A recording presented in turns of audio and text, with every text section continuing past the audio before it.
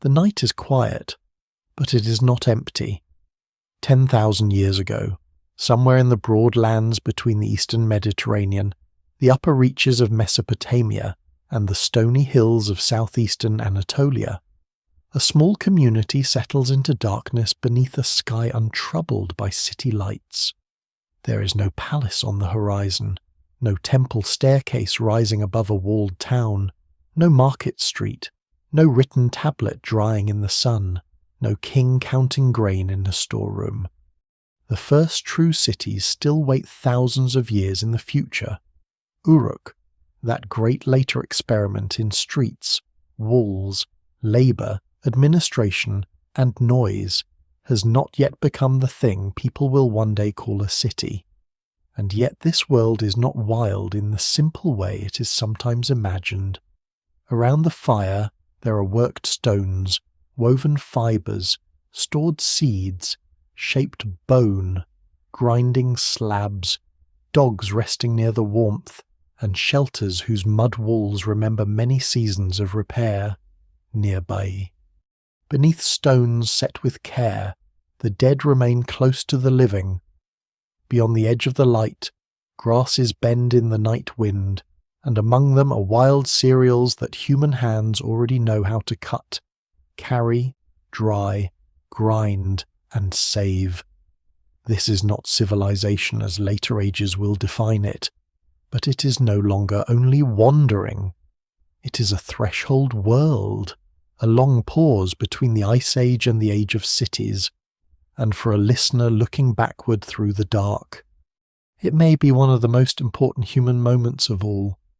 The fire burns low, and its light touches objects that would not impress a king but would matter deeply to the people gathered here. A stone blade, small enough to fit in the palm, carries the memory of a careful strike. A grinding stone holds flour dust in its surface from seeds crushed again and again. A pit lined with clay or stone stores food against hunger, not as wealth in the later sense, but as trust in a place. A basket rests near the wall, stiffened by use. The roof above is not monumental, not grand, perhaps only reeds, branches, packed earth, and skill, but it creates an inside and an outside. That division alone changes the rhythm of life. A person can return to the same doorway. Tools can be left in a known corner. Food can be hidden from damp and animals. Memories gather in one spot. The world begins to have rooms. Before we go deeper, take a moment to like the video and subscribe if this is the kind of history and mystery you enjoy, because the mystery here is not a single lost city swallowed by sand, or one collapsed empire with a last burning gate. It is quieter than that, and in some ways stranger. It is the mystery of how ordinary human life slowly changed shape before anyone could name the change. Scholars still debate how to describe these communities. Were they hunter-gatherers who stayed longer in favoured places? Were they early villagers before farming fully existed? Were they ritual communities? Seasonal gathering centres? Experimental households? Or something that does not fit any modern category very well? The evidence remains incomplete, but what survives suggests that the old story is too simple.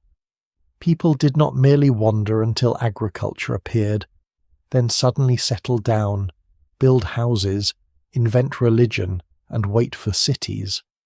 In many places, the sequence is messier, slower, and more interesting.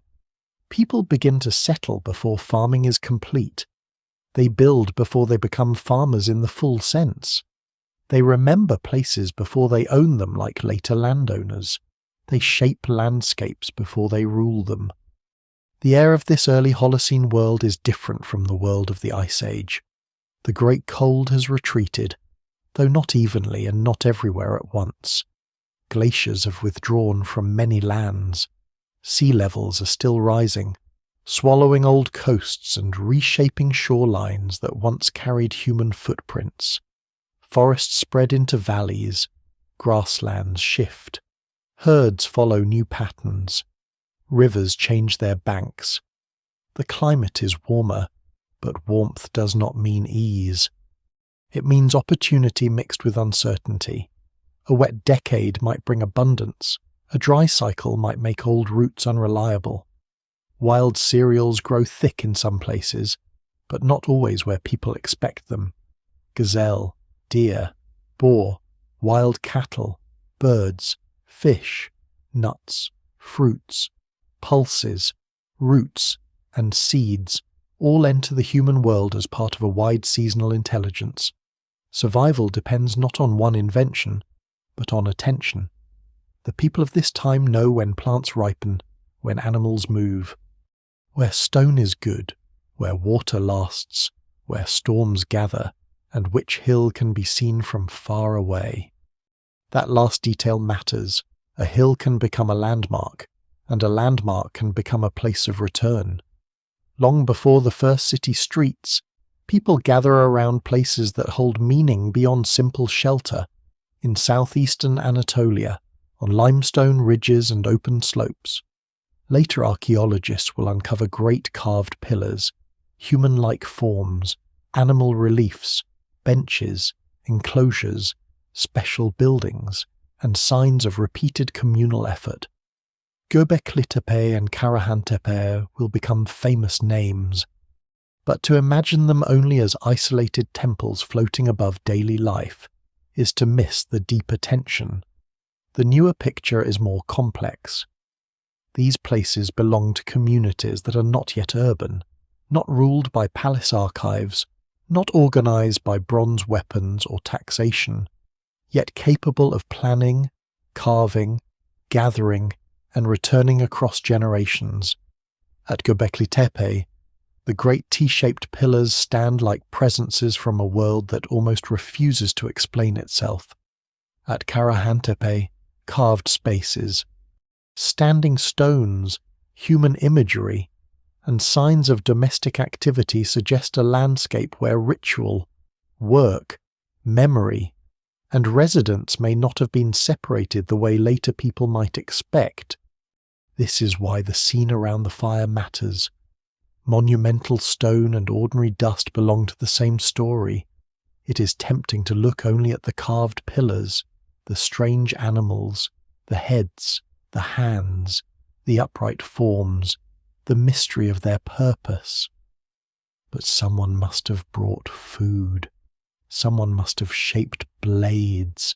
Someone must have repaired roofs, carried water, processed seeds, watched dogs, cleaned skins, gathered fuel, and remembered where the dead were placed.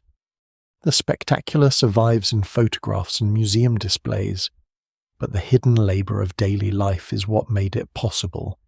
A carved stone enclosure does not rise from a daydream. It rises from a community that can feed workers, organise effort, recognise symbols, and care enough about a place to return. The evidence does not allow a neat answer, and no single explanation fully accounts for these sites. But they show that before cities, before writing, before kings, human groups could already create landscapes of meaning. The dead are part of this landscape too, in some earlier and nearby traditions, including the Natufian world of the Levant. People lived in ways that blur the boundary between mobile hunting and settled village life. Their houses, burials, stone structures, ornaments, grinding stones, and repeated use of favoured places suggest a deepening attachment to location. A grave is not only a place where a body rests, it can become an anchor. It says, without words, that memory belongs here. It may draw the living back, not through command, but through feeling, obligation, kinship, and story. Scholars still debate how much these practices caused settlement and how much they reflected it, but the connection is difficult to ignore. When the dead remain close, the land is no longer just a resource. it becomes a remembered place. And still, the people of this world are not yet farmers in the later village sense. They may encourage useful plants, harvest wild stands, return to productive patches, store grain, grind seeds, and perhaps alter the conditions that favour certain species. But domestication is not a single switch thrown in the dark. It is a long relationship between human behaviour and plant evolution. A wild grain gathered year after year does not instantly become a crop. A field does not instantly become property. A storage pit does not instantly become an economy. Over many generations, choices accumulate. People cut plants at certain times. They carry seeds near their homes. They drop some. They save others. They clear, burn, trample, water, protect, neglect, and return. Some plants respond, some do not. What later looks like a revolution may have felt, to the people living it, like ordinary seasonal work repeated with slight changes under a familiar sky. That is the calm strangeness of this moment. The people beside the fire are not trying to invent civilization. They're trying to live through the next season. They're trying to keep food dry, stone sharp, stories intact, bodies warm, and relationships steady. Yet from such small acts, the future begins to tilt. A shelter becomes a house. A return camp becomes a settlement. A burial ground becomes ancestral ground. A gathering place becomes a ritual centre. A wild plant becomes something almost cultivated, then cultivated more fully, then depended upon. A path between communities becomes an exchange route. A shared symbol carved in stone becomes a language without writing. None of it happens all at once. None of it belongs to one genius, one tribe, one sudden awakening. It unfolds slowly, unevenly, with losses and experiments, with places abandoned and places rebuilt, with knowledge carried in hands rather than books. So the first image should not be a city wall. It should be a low roof under the stars. It should be wind moving across grass where wild grain grows. It should be the faint scrape of stone against seed, the smell of ash, the warm breath of a dog near the doorway, and the dark outline of stones marking a grave not far from home. It should be people sitting in a world that is still ancient even to them, unaware that later ages will argue over what to call them. Hunter-gatherers, early villagers, pre-farming settlers, builders before agriculture. The names come much later. For now, they are simply people at the edge of a new human pattern, living before the first civilizations, but already making the kinds of choices that will one day make civilization possible.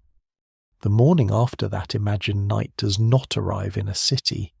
It comes softly over low roofs, stone circles, trampled paths, patches of wild grass, and limestone hills that hold more meaning than they first reveal. The sun touches a settlement that has no street plan in the later urban sense, yet it is not a scatter of accidental camps. There are places where people sleep, places where they grind and prepare food, places where they store what they cannot eat immediately, places where they gather for reasons that are harder to read, and places where memory has been set into the ground. Smoke rises from hearths, dogs move between doorways. A person steps outside and looks toward the open land, not as a stranger passing through it, but as someone who knows the slope of it, the plants of it, the paths worn by animals, and the stones that mark what happened before. The old world of movement has not disappeared. People still travel, hunt, gather, visit, exchange, and follow seasonal signs. But now movement turns around fixed points. The landscape has begun to acquire centres. This is one of the great discoveries hidden inside the archaeology of the early Neolithic and the late hunter-gatherer world. For a long time, the broad popular version of human history seemed tidy enough.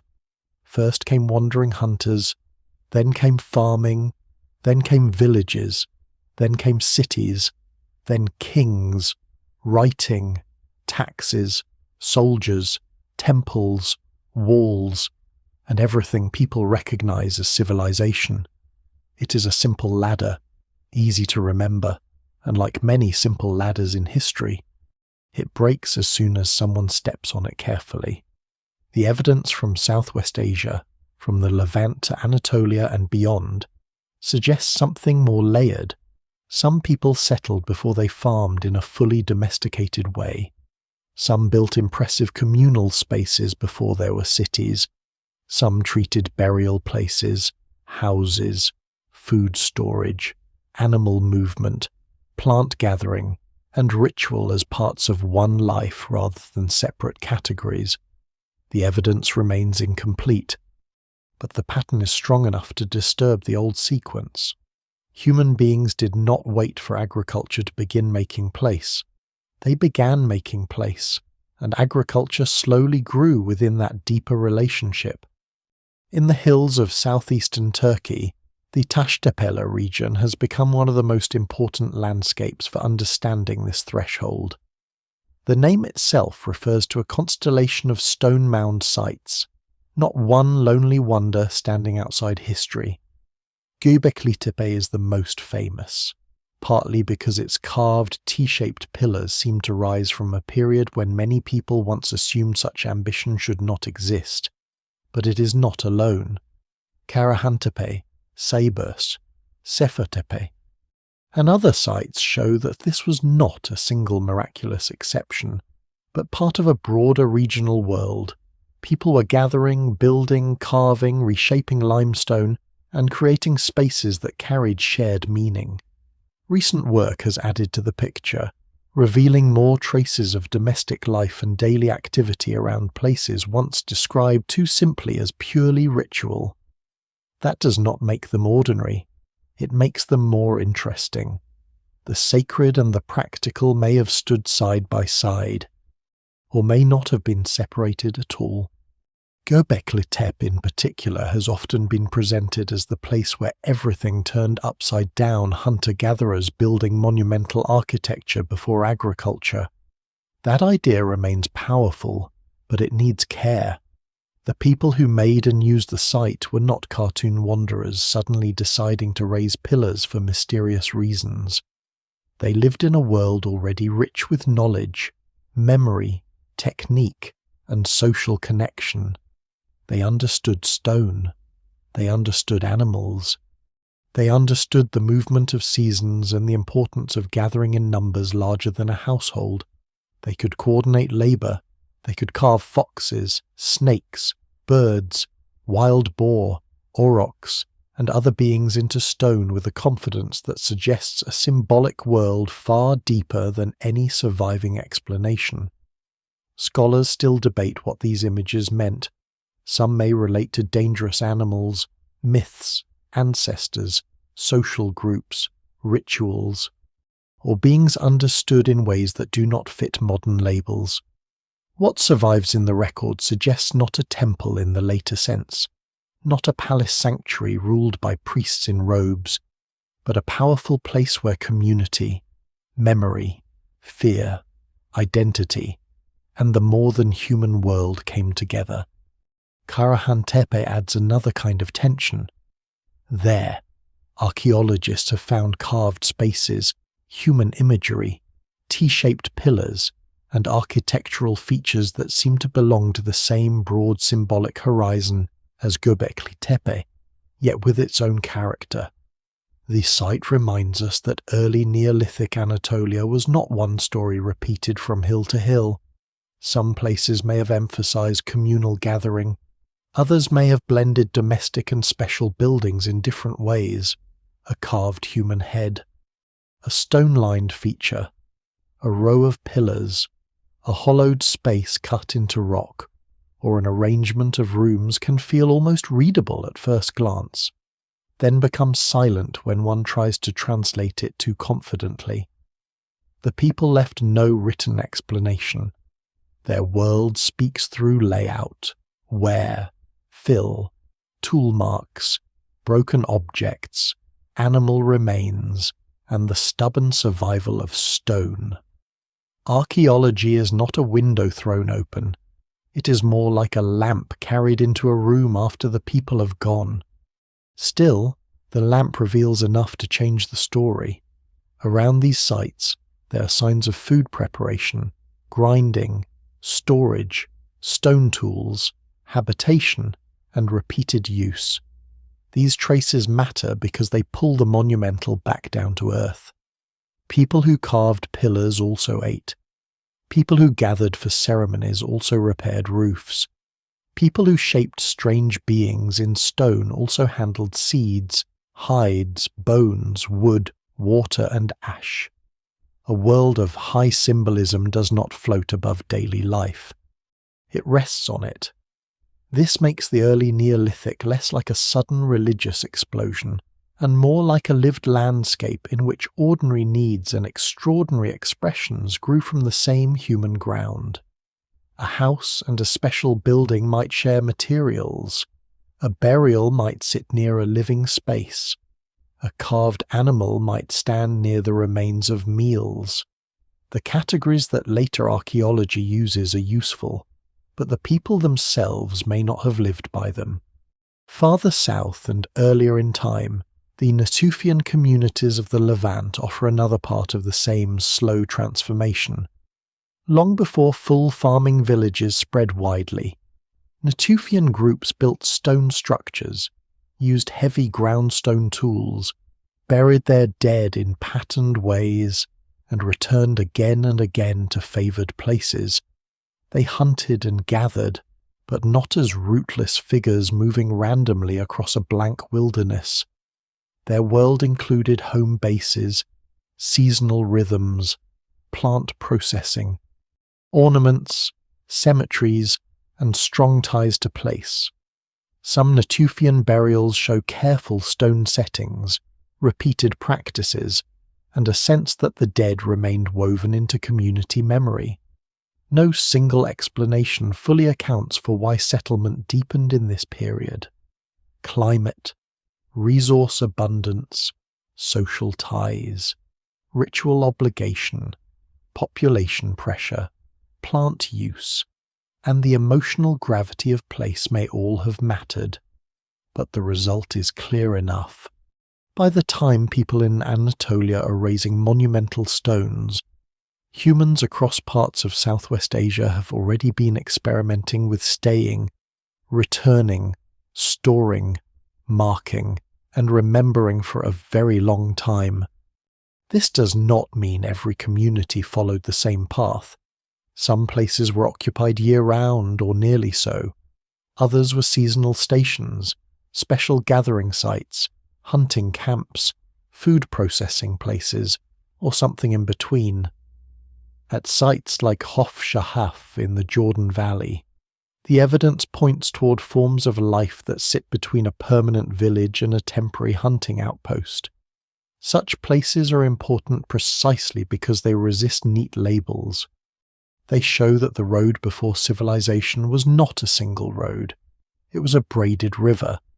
People moved along different channels, sometimes settling more, sometimes less, sometimes building, sometimes leaving, sometimes returning after months or years. One group might live close to wild grain and water, another might depend more heavily on mobile hunting, another might gather at certain times for exchange, ritual, marriage ties, or shared memory. The early Holocene world was full of partial commitments, and that may be the truest image of the time, not a revolution, but a long hesitation filled with invention. A family returns to a shelter and finds the old hearth still visible under dust. A group clears stones from the same patch of ground because useful plants grow nearby. A grave draws people back toward a hillside. a gathering place becomes known beyond its immediate valley. A carved pillar rises, not as the beginning of a city, but as proof that people can belong to a place without yet building an urban world. In this age, before the first civilizations, the future is not yet obvious. There are no city gates opening at dawn. There are no scribes counting deliveries, but the deeper foundations are already being laid in mud, stone, seed, bone, fire, and memory. The first cities will come much later. Long before them, people are learning how to stay. By daylight, the world before the first civilizations becomes a world of hands. Hands split stone with practiced blows, strip fibers from plants, lift baskets, brush ash from a hearth, smooth mud against a wall, and gather seeds from grasses that bend under the morning wind. The old image of this age as a simple hunting world fades as soon as one watches the work closely. Meat matters, of course, and hunting skill remains essential in many places, but the story of food before farming is far wider than the spear. It is written in grinding stones, charred seeds, storage pits, worn sickle blades, plant starch caught in cracks, and the quiet patience of people who know that a landscape feeds them only when they remember its seasons. Long before fields of domesticated wheat spread across villages, people are already living with plants in an intimate and deliberate way. They harvest them, carry them, dry them, roast them, grind them, soak them, pound them, and sometimes return to the same patches year after year until the difference between gathering and cultivating begins to blur. This is where the idea of agriculture as a single sudden revolution begins to lose its shape. Later history loves turning points. It loves the moment when a gate falls, a city burns, a king dies, or an invention appears. But the beginning of farming does not behave like that.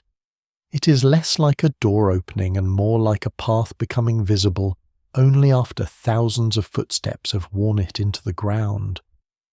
In parts of Southwest Asia, the relationship between humans and plants stretches across long centuries of experiment before fully domesticated crops dominate life. People may cut wild grain with stone blades before the plants have changed genetically in obvious ways. They may prepare ground, protect stands, scatter seeds near camp, encourage useful plants by returning to them, and still continue to hunt, gather, travel, and rely on a broad diet. Scholars still debate the exact pace and local sequence, but the evidence points toward a long middle ground communities that not simply foragers in the old stereotype, and not farmers in the later village sense either.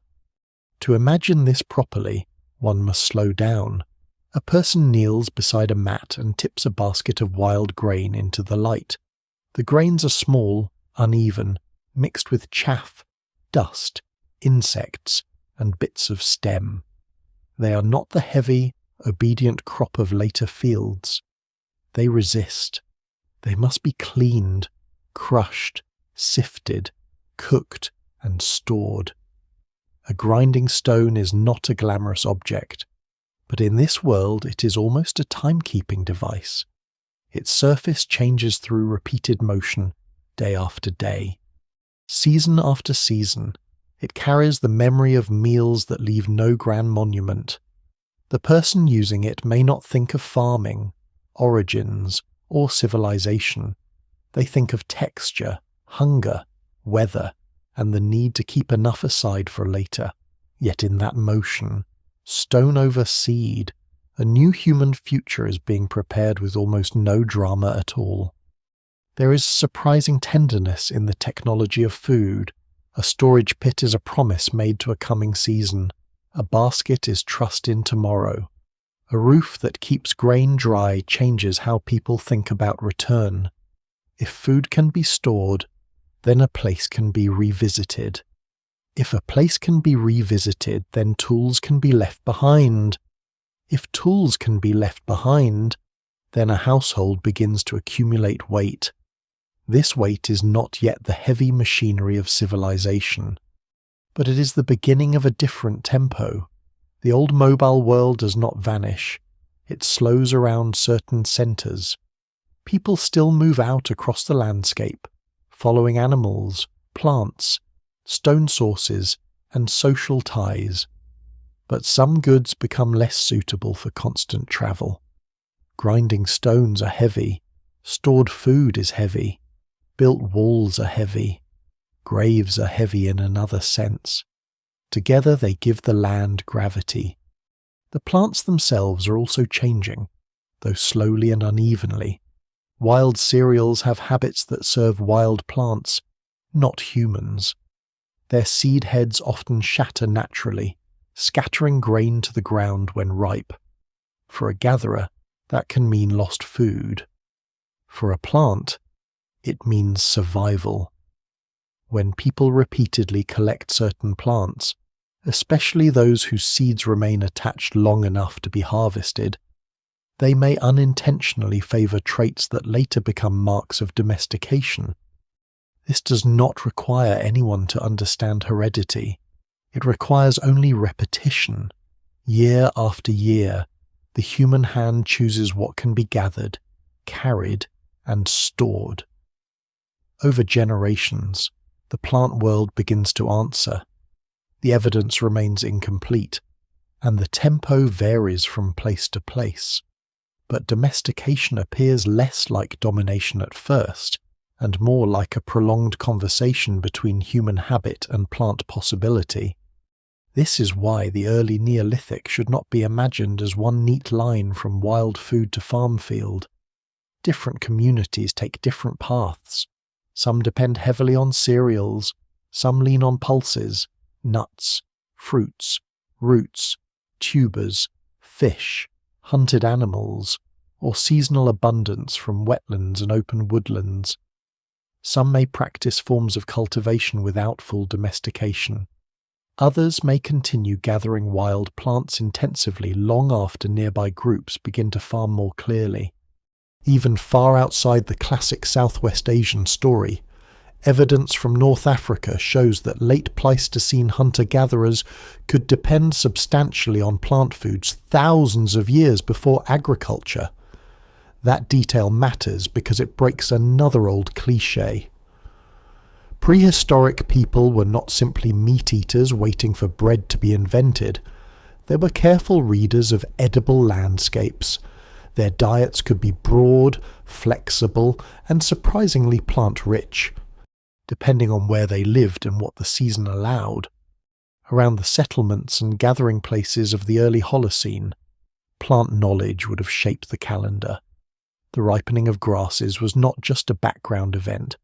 It was a time of work, movement, attention, and perhaps gathering in larger numbers. People would know which slopes ripened first, which low areas held moisture, which stands were worth cutting, which plants could be eaten immediately and which needed processing to become safe or digestible. Some foods would taste bitter if prepared poorly, some would store well, some would spoil quickly, some would attract animals if left exposed. The landscape was not a pantry in the simple sense. It was a changing set of chances, risks, and memories, and every community's survival depended on knowing how to read it. At Göbekli Tepe, Karahantepe, and the wider Taş Tepeler world, this knowledge of food sits behind the more spectacular stones. It is easy to stare at a carved pillar and forget the meals that allowed people to carve it. But a community cannot gather in numbers without provisioning itself.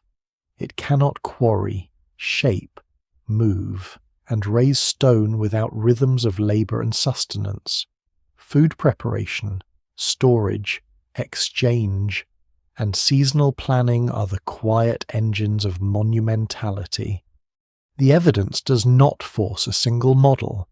Some gatherings may have been seasonal. Some people may have lived nearby more continuously. Some structures may have served special purposes while domestic life unfolded around them, but what survives in the record suggests that the builders of these places were embedded in a changing food world, one where wild resources, early cultivation, social gatherings, and ritual obligations were bound together. That binding may be the key.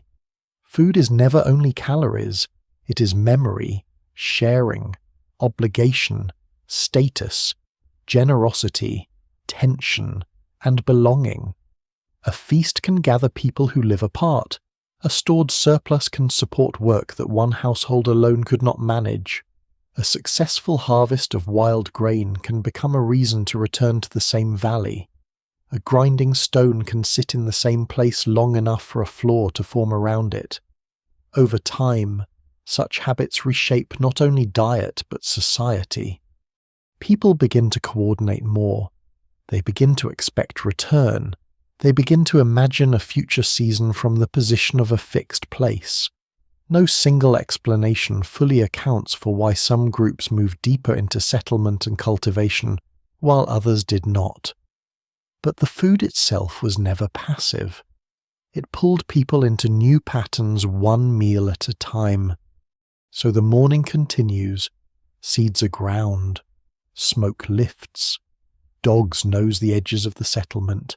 Someone carries a basket toward a storage place. Someone else looks beyond the houses toward a slope of ripening grass. Nothing about the scene announces a revolution. There is no first farmer standing proudly at the edge of a field, no sudden birth of civilization, no line crossed in a single day. There's only repeated care, repeated return, and the slow transformation of ordinary work into a new human condition. Before cities, before writing, before the first kings claimed harvests as power, people were already learning that a seed could tie them to the earth more firmly than any wall. The change from movement to settlement does not begin with a grand wall around a town. It begins with a floor. A patch of earth is cleared, packed down, swept, repaired, darkened by hearth smoke, and crossed so many times that it becomes different from the ground beyond it. A person can tell where the sleeping area lies, where food is prepared, where the tools are kept, where ash is dumped, where a roof has leaked, where the doorway faces the morning light. These are small details, but in the long history of humankind they matter enormously. For millions of years, people had made shelters, camps, windbreaks, hearths, and temporary places of return. But in the world just before the first civilizations, certain places begin to hold human life with a new density. The house becomes more than cover from rain and cold. It becomes a memory machine. It gathers objects, habits, smells, repairs, and absences. It makes yesterday visible. A shelter that lasts changes almost everything quietly. When people expect to return, they can build differently. They do not have to carry every object each day. Heavy grinding stones can stay in place. Storage pits can be sealed. Walls can be patched after winter. A roof can be rebuilt after wind damage. A hearth can be cleaned rather than abandoned. Even the rubbish around a house begins to tell a story, because broken tools, animal bones, plant remains, ash, chipped stone, and worn surfaces accumulate in patterns. Archaeologists later read these patterns like faint handwriting from a world without writing. The evidence remains incomplete, and no flaw can explain itself fully. But what survives in the record suggests a profound shift. People are beginning to organize life around durable places before farming towns exist. This does not mean that everyone suddenly lives in permanent villages. Mobile intelligence remains. Some communities may stay through much of the year, others return seasonally, and others use certain sites for special tasks, gatherings, or episodes of work. The world before cities is full of degrees. A camp can become a repeated camp can become a base can become a settlement can still empty at certain seasons when people follow herds, gather distant foods, visit allies, or move toward water. The boundary between home and journey is porous. The phrase life in between fits the age well. These communities are not homeless wanderers, but they are not urban citizens either.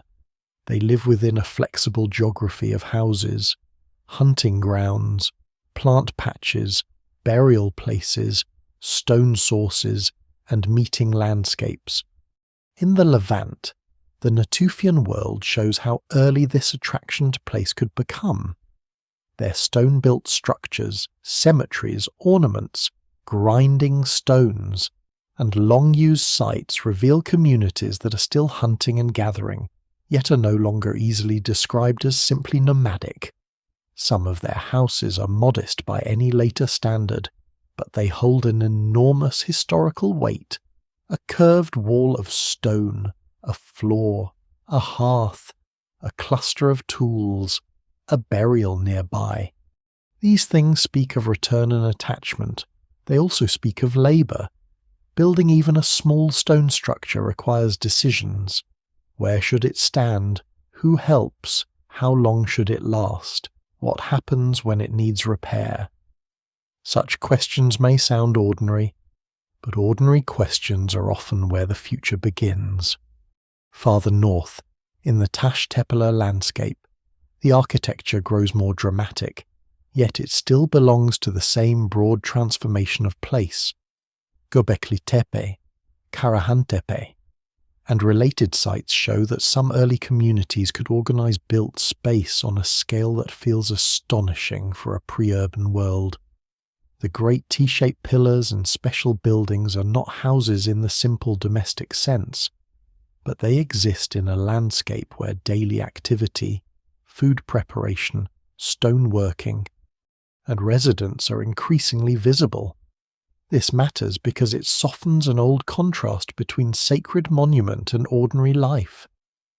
A special building may have drawn people together for rituals, feasts, seasonal gatherings, or forms of social memory that scholars still debate. But the people who gathered there also needed meals, warmth, tools, repair, rest, and shelter. The monumental and the domestic were not separate planets. They belonged to the same Earth. The houses themselves may have been simple, but simplicity should not be confused with lack of meaning. A mud wall carries handprints in a literal or figurative sense. A doorway controls how people enter and leave. A hearth creates a center. A roof changes the sound of rain. A storage space creates secrecy or trust. A sleeping place holds intimacy, rest, grief, and routine. In a world without writing, the built environment helps remember social life. People know where they sit, where others sit, which tools belong where, which spaces are shared, and which are treated with care. The house teaches behavior without needing laws. It is a quiet form of order before bureaucracy. A lesser-known but important detail is that early settlement did not always move neatly toward larger, denser, more permanent villages. Some communities experimented with staying without fully committing to it. A place could be used as a forward camp, a hunting station, a processing area, or a seasonal base linked to a more settled home elsewhere. These halfway places prevent the story from becoming a staircase. Instead of one step after another, the early Holocene looks like people testing many ways to combine movement and settlement. Some strategies lasted, some faded, some left almost no trace because light structures, baskets, wooden frames, hides, reeds, and fibers rarely survive as generously as stone. That matters, because the materials of this world were mostly perishable. Wood decays, reed roofs vanish, baskets fall apart, cloth and cord disappear, spoken agreements die with the speakers. Archaeology can make early life seem more stone-centered than it really was. Stone survives and becomes the loudest witness, but it was not necessarily the most common material in daily experience. The people of these settlements likely lived among textures that have mostly gone woven mats, plant fibres, animal skins, wooden handles, cordage, plastered surfaces, smoked roof beams, and baskets holding seeds or tools. What remains is often the skeleton of a much warmer world. And yet enough survives to see that the built environment was becoming socially powerful. When houses cluster, even loosely, people must negotiate closeness. Smoke drifts, dogs wander, food smells travel, noise carries, tools are borrowed, lost, or recognized. Storage raises questions of sharing and ownership, though not necessarily in the later sense of private property enforced by law. The dead may be buried near, beneath, or around living spaces, depending on the place and period, binding households to ancestors or remembered persons. Scholars still debate how these practices shaped social hierarchy. There is evidence for difference, but not yet the unmistakable machinery of states. No palace dominates the settlement. No written tax demand sits in a storeroom. Still, inequality may begin quietly, through access to food, ritual knowledge, labour, exchange partners, or ancestral claims to place. At night, the houses become low shadows under the stars. Their walls are not the walls of a city, but they are enough to change the human mind. Inside them, people sleep beside stored food, tools, embers, and memories. Outside them, the old landscape remains alive, animals moving beyond the firelight, wild grain ripening, paths leading toward other groups, and stone hills where gatherings may take place. To stay in one place is not to stop moving completely. It is to make return more important than departure. Before the first civilizations rise, before city streets harden into maps, the house teaches humans one of civilization's deepest habits, the belief that tomorrow may begin at the same doorway where today ends. Near the houses, sometimes beneath floors, sometimes beside stone walls, sometimes in places set apart but never entirely distant, the dead remain within the reach of daily life. This is one of the most quietly powerful facts about the world before the first civilizations. Long before royal tombs, pyramids, written prayers, or city cemeteries, people are already creating landscapes of memory. They do not always bury the dead in the same way, and they do not leave behind explanations that can be read like a text, but they return to graves, arrange stones, place bodies with care, sometimes reopen burial places, sometimes move bones, sometimes keep skulls apart from the rest of the body, and sometimes make the presence of the dead part of the architecture of the living. The meaning of these acts remains debated, but their emotional force is difficult to miss. A settlement is not only a place where food is stored and roofs are repaired, it is a place where absence becomes permanent, and because it is permanent, the living are drawn back. The connection between burial and settlement may be one of the deep engines of this age. Food can pull people toward a place, water can pull them, wild grain can pull them, good stone can pull them, but the dead pull in another way. A grave makes a claim without needing a boundary wall. It says that something important happened here. Someone important remains here, and leaving is no longer simple. A community that returns to a burial ground is returning not only for resources but for relationship. Scholars still debate how directly mortuary practices encourage sedentism, and the evidence differs from region to region. But what survives in the record suggests that remembering the dead helped transform land into home. The ground became personal. A valley was no longer only a valley. A terrace was no longer only a useful campsite. It was a place where people had lived, mourned, gathered, and marked continuity across time. In the Natufian world of the Levant, this relationship becomes especially important.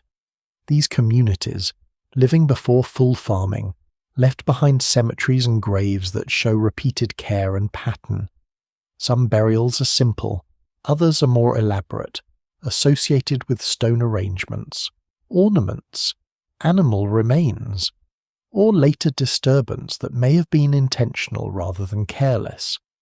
The details vary, and archaeology must be cautious, but the wider impression is clear. Death had become socially organized in ways that tied people to place. A grave might sit near a house, or within the area of repeated occupation. In some cases, body parts were treated differently after burial, and skull removal or secondary handling appears in parts of the broader Neolithic world as well.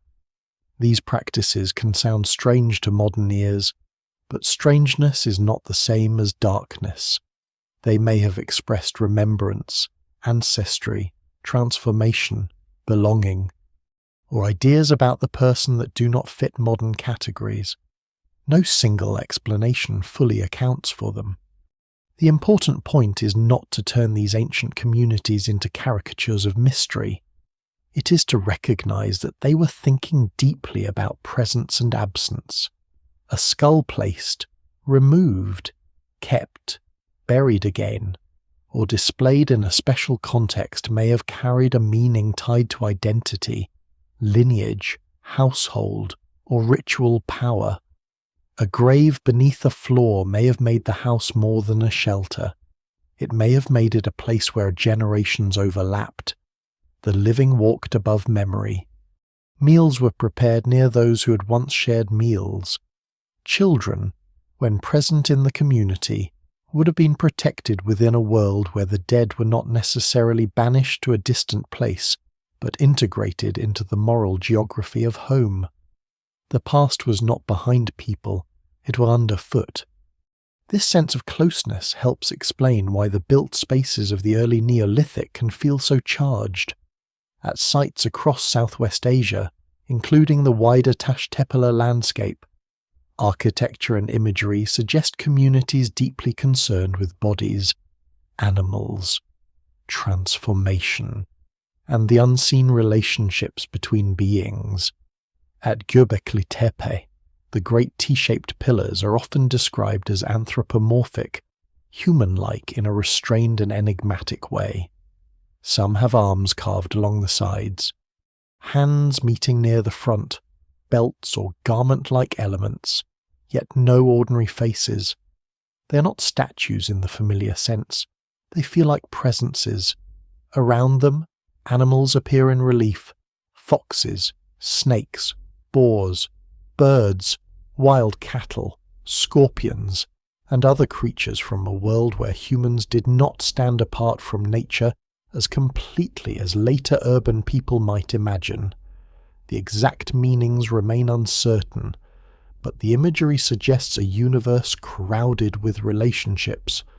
One of the fascinating ideas raised by recent interpretations is that these beings may not simply represent worship in the later temple sense.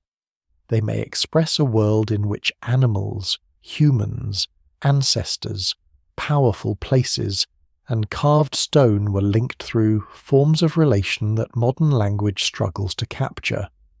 A fox on a pillar may not be mere decoration. A snake may not be a symbol with one fixed translation. A headless figure, a bird, a boar, or a human-like stone form may have belonged to stories and practices that shaped how people understood life, death, danger, fertility, memory, and community. The evidence remains incomplete, and it is easy to overread images when words are missing. Yet it is equally mistaken to treat them as meaningless art. They were placed with effort, They occupied special spaces. They were meant to matter. Karahantepe deepens this feeling. Its carved features and human imagery suggest a place where bodies and stone were brought into close contact. Some spaces seem designed not simply to be seen from afar, but to be entered, approached, and experienced physically. A carved head emerging from stone, a chamber cut downward, pillars rising within a contained space. These create a kind of architecture of encounter. It is not necessary to imagine a priesthood, a temple bureaucracy, or a formal religion like those of later Mesopotamia. In fact, doing so may mislead the listener.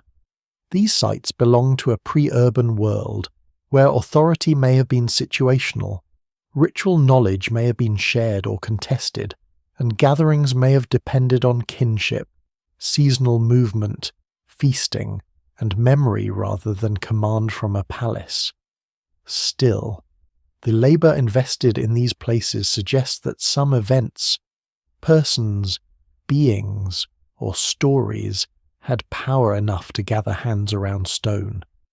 The dead and the stones may therefore belong to the same slow transformation.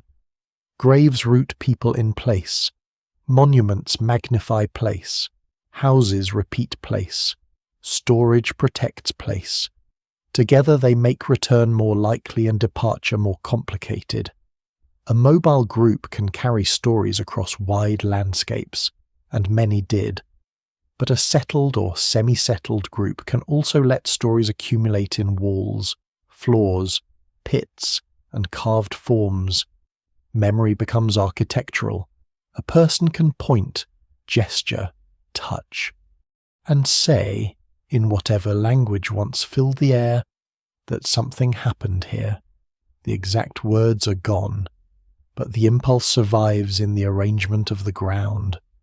As evening comes again, the graves near the settlement are not silent in the way modern ruins are silent. They are part of the living order. Someone avoids stepping on a certain stone. Someone places something small near a remembered spot.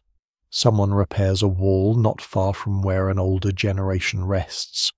Beyond the houses, a special hill or carved enclosure waits under the same stars.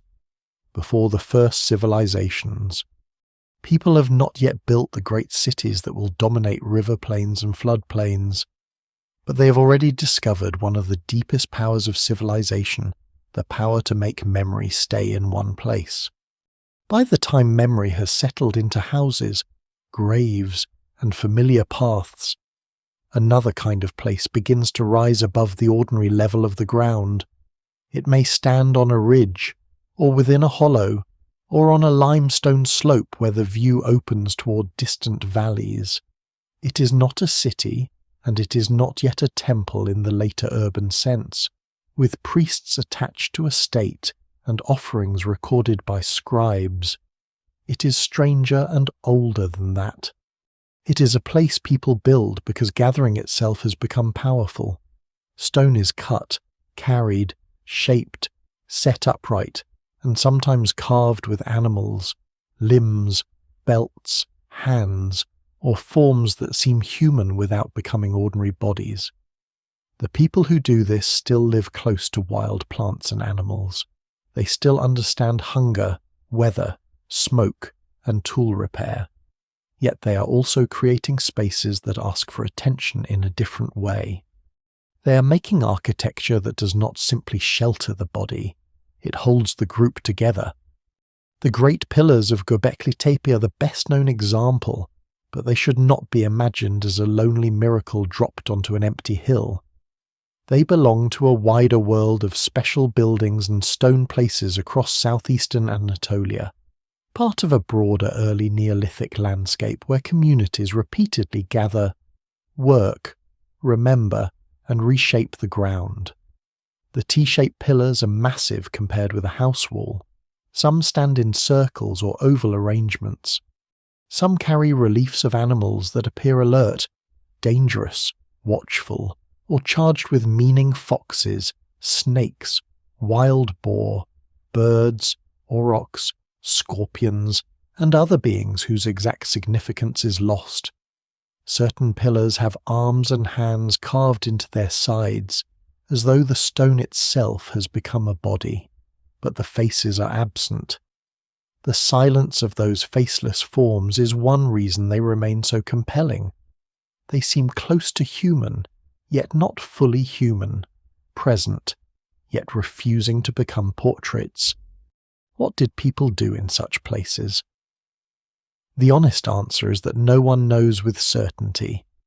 Scholars still debate whether the structures were used for rituals, feasting, seasonal gatherings, initiations, funerary practices, mythic performances, social negotiation, or some combination of these and other activities that have no perfect modern name.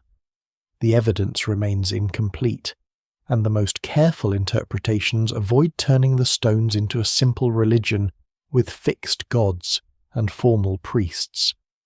That kind of system belongs more clearly to later urban worlds. Here, before civilization in the familiar sense, power may have been more fluid. A person who knew stories, animals, ancestors, or carving techniques might matter at certain moments without ruling all of life. A gathering might be intense and meaningful, then dissolve back into households, hunting parties, plant harvests, and seasonal journeys. Still, the labor is undeniable. To carve and raise pillars requires more than private belief. It requires cooperation. Someone chooses the stone. Someone knows how to detach it from the limestone. Someone shapes it, roughens it, smooths it, cuts reliefs, prepares the ground, and helps move the weight. This does not necessarily imply kings or forced labor. It may imply obligation, excitement, rivalry, kinship, shared myth, feasting, or the prestige of contributing to something remembered by many. A community can organize enormous effort without becoming a state. That is one of the surprises of this world. Monumentality does not have to wait for monarchy. People can build impressive things while still living in small-scale societies, as long as the social reasons are strong enough to gather bodies around a task. Food likely plays a role in that gathering. A large work event cannot be sustained by symbolism alone. People must eat. They may arrive with meat from hunts, gathered nuts, pulses, fruits, wild grain, stored foods, or prepared meals carried from nearby residences. Feasting is one possible bridge between the everyday and the extraordinary. A feast is practical because it feeds workers, but it is also social because it creates debt, generosity, memory, and comparison. Who provides, who receives, who sits near whom, who is honoured, who is remembered. The archaeological traces of feasting are difficult to interpret, and no single explanation fully accounts for the evidence. But the idea that food, labour, and ritual are entwined fits the broader world of early settlement. Before there are tax granaries, there are meals that make cooperation possible. At Karahantepe, the connection between architecture and embodied experience feels especially strong. Some carved spaces draw the imagination downward into chambers and contained rooms, where stone heads, pillars, benches, and shaped surfaces create an atmosphere unlike ordinary shelter. These are not simply buildings one looks at from outside. They seem designed to be entered, approached, and felt at close range. The body moving through such a space would be guided by walls, steps, openings, light, shadow, and stone presences. The exact actions performed there are gone, but the architecture suggests that movement itself mattered. People did not only see symbols, they passed among them. This matters because early ritual was not separate from the environment. The animals carved into stone were not exotic creatures from a distant mythology. They were neighbours, dangers, food sources, rivals, and signs in the landscape. Wild boar could destroy, feed, and frighten. Snakes moved silently through places humans watched carefully. Birds crossed the sky and fed near death. Foxes appeared at edges and in darkness. Aurochs, the great wild cattle, carried a physical power that later domesticated cattle could not fully erase from memory. To carve these beings into stone may have been to acknowledge a world in which humans were not yet masters of nature, and perhaps did not imagine mastery as the proper relationship at all. What survives suggests a world of interdependence, danger, respect, and uneasy fascination. The special buildings also reveal another important truth before writing. Architecture can become a kind of shared memory.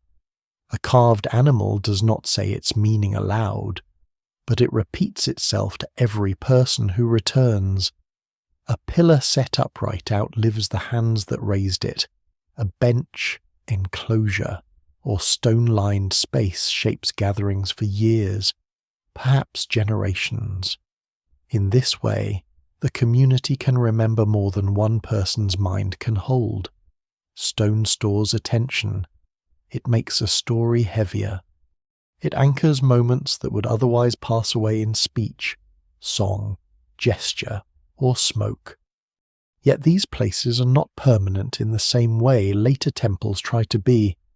At Göbekli Tepe, some enclosures are eventually filled in. Buildings are buried, rebuilt, replaced, or transformed over time. This has often been treated as another mystery, and it is. Why carefully fill a special space after so much labour? Is it closure, renewal, respect, abandonment, rebuilding, or a practice we cannot name? Scholars still debate the reasons, but the act itself is revealing. A building can have a life cycle. It can be born, used, aged, closed, and covered. The community's relationship with stone is not only about preservation, it is also about transformation. As the sun lowers over the limestone hills, the pillars cast long shadows across the ground. People who have spent the day carrying food, working stone, preparing hides, grinding seeds, or moving between houses may gather near forms that seem to stand between human and more than human worlds. There is no city around them. No written myth explains the animals. No king orders the ceremony from a palace balcony. There is only the weight of stone, the smell of food, the murmur of people, the darkening sky, and a shared sense that this place matters. Before the first civilizations, human beings are already learning to build not just where they live, but where meaning gathers. Beyond the houses and special buildings, beyond the graves and grinding stones, the world opens into paths. Some are narrow tracks worn by bare feet, sandals, hooves, and paws. Others are not paths in the visible sense at all, but remembered lines through valleys, river crossings, upland passes, springs, stone outcrops, groves of useful trees, and distant gathering places known through kin, marriage, exchange, and story. Before the first civilizations, people are not locked into little villages like pieces fixed on a board. Even as settlement deepens, movement remains one of the great forces of life. A house creates return, but it does not cancel distance. A storage pit binds people to a season, but it does not erase the need for obsidian shells, pigments, mates, news, allies, and unfamiliar goods. The settled world and the travelling world overlap. In that overlap, early communities begin to form networks wider than any one valley. This is another place where the old ladder of history gives way to something more intricate. It is easy to imagine that trade begins with cities, merchants, markets, caravans, weights, seals, writing, accounts, and warehouses. But exchange is much older than all of that. Long before scribes record deliveries and rulers tax goods, people are already moving materials across landscapes. Sometimes the objects travel by direct journey. Sometimes they pass from group to group, hand to hand, losing the memory of their origin as they move. A piece of obsidian from a volcanic source may appear far from the mountain where it formed. A shell from a coast may rest in an inland settlement. A stone bead, a pigment, a rare raw material, or a distinctive tool style may show that people were not isolated. The evidence remains incomplete, but what survives suggests a social world threaded together by more than food. Obsidian is especially revealing. It is volcanic glass, sharp, dark, sometimes glossy enough to catch light like frozen water.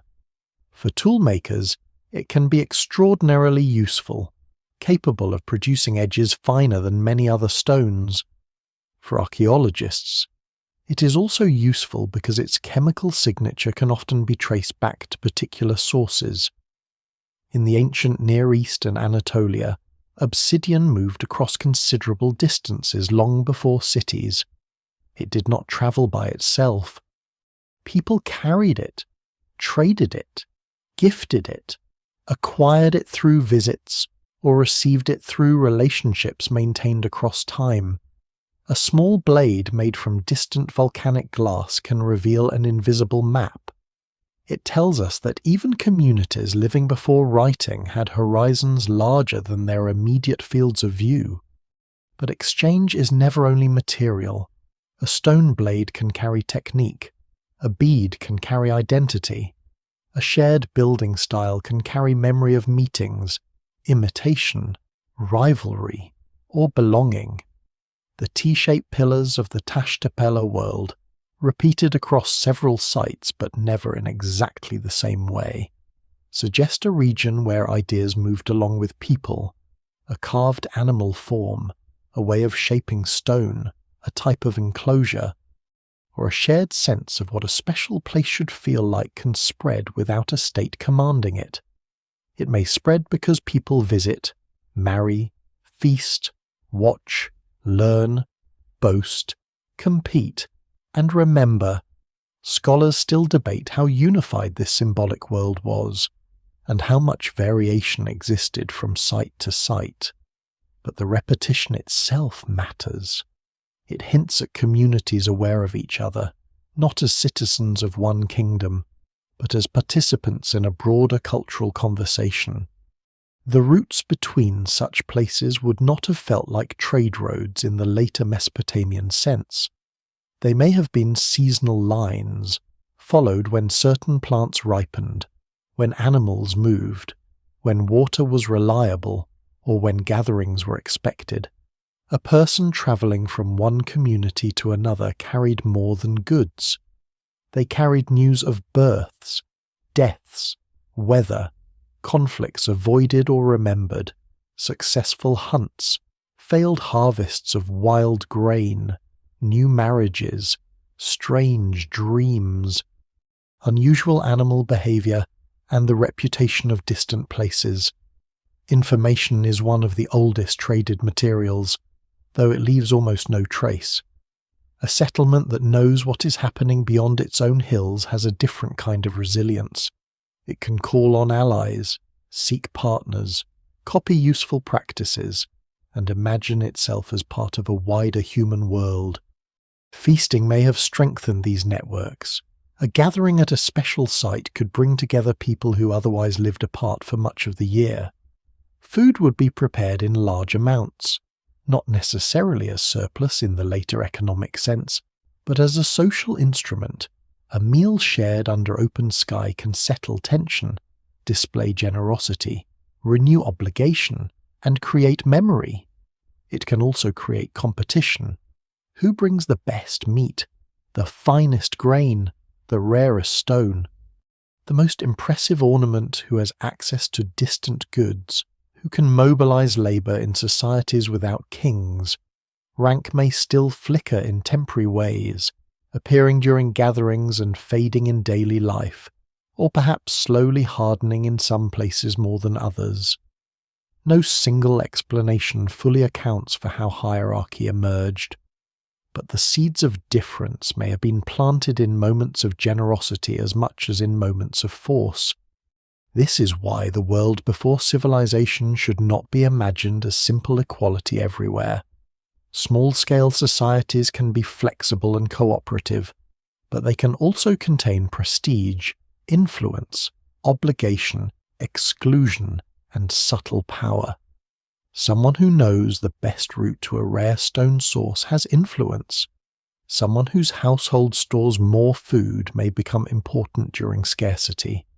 Someone who can speak for ancestors, organize a gathering, carve stones skillfully, or remember distant kin relations may hold authority of a kind. Yet this is not bureaucracy. It is not the state. It is social power before offices, before titles written on tablets, before palaces make inequality visible in brick and gold. It moves through reputation, memory, skill, and relationship. The landscape itself shapes these networks. Rivers can connect or block. Mountains can isolate or guide. Steppe, woodland, marsh, coast, and highland each offer different possibilities. In the early Holocene, as climates stabilize after the great turbulence of the Ice Age, certain regions become rich enough to support repeated gathering, but climate never becomes perfectly reliable. Drought, cold snaps, shifting vegetation, and rising seas continue to alter the map. A group with relationships beyond its own settlement may survive uncertainty better than one without them. Exchange is not a luxury, it is insurance. A distant cousin, an allied camp, a remembered spring, or a known obsidian source can matter when the usual place fails. As evening falls again on the limestone hills, a traveller may arrive with dust on their legs and a small object wrapped carefully against the body. It might be a piece of obsidian, a shell, a bead, a story, or only news of people living beyond the next ridges. Around the hearth, others listen. The object is passed from hand to hand. Its value is not only in what it can do, but in where it has been. Before the first cities, before markets and written accounts, the human world is already connected by roots of trust, curiosity, need, and memory. People are learning not only how to stay, but how to remain linked while staying, and from those invisible lines between settlements, the later webs of civilization will one day grow. The paths between settlements are not used by humans alone. They cross older trails made by animals, and in the world before the first civilizations, the boundary between human life and animal life is still close enough to feel in every part of the day.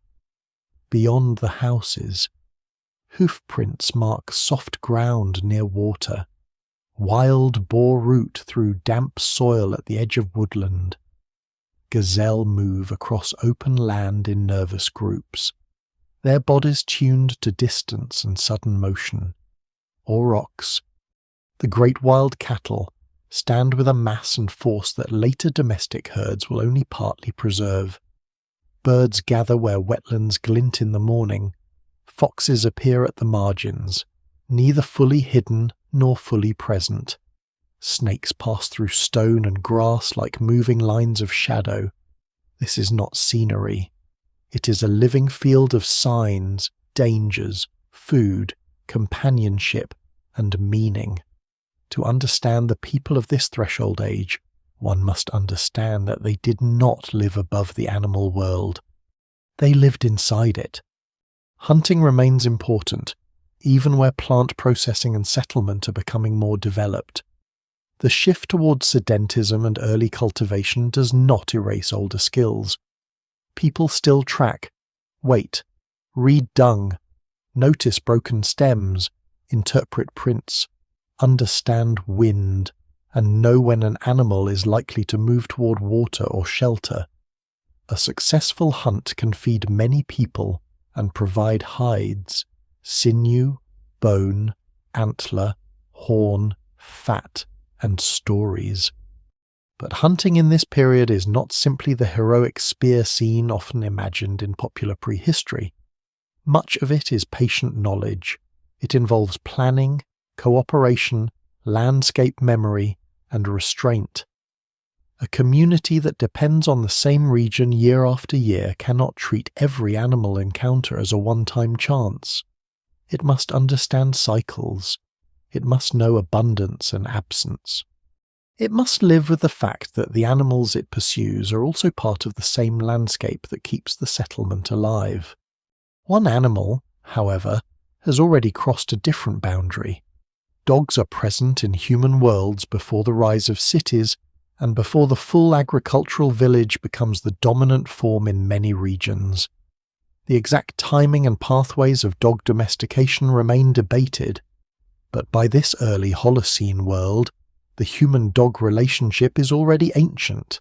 A dog near the fire is not a small detail. It is one of the great quiet revolutions in human life. Dogs can warn, follow, scavenge, assist in hunting, provide warmth, and join the social space of a camp or house in ways no wild animal does. They also change the emotional texture of settlement. A dog sleeping near a doorway, lifting its head at a sound beyond the wall, belongs to a story of companionship older than writing, older than kings, older than the first city street. Yet dogs do not mean that humans have mastered the animal world. Most animals around these communities are still wild. Sheep, goats, cattle, and pigs will become central to later farming societies. But domestication is again not a single moment. It is a long and uneven process, involving management, familiarity, control of movement, selective breeding, and changes in both animal bodies and human behavior. In the world 10,000 years ago, in many places, people are living near the beginning of these relationships rather than at their end. Wild sheep and goats move through uplands. Wild cattle remain formidable. Wild boar are unpredictable. Some communities may begin to influence animal movement, protect or exploit certain herds, or return to places where particular species can be found reliably, but the evidence varies by region and period. Scholars still debate how quickly management became domestication in different areas, and the archaeological signs can be subtle. This slow animal story matters because it parallels the plant story. Just as wild grain does not instantly become wheat under human command, wild animals do not instantly become livestock. A herd must become familiar with human presence. Humans must learn when to separate, guide, protect, or cull animals in ways that shape future generations.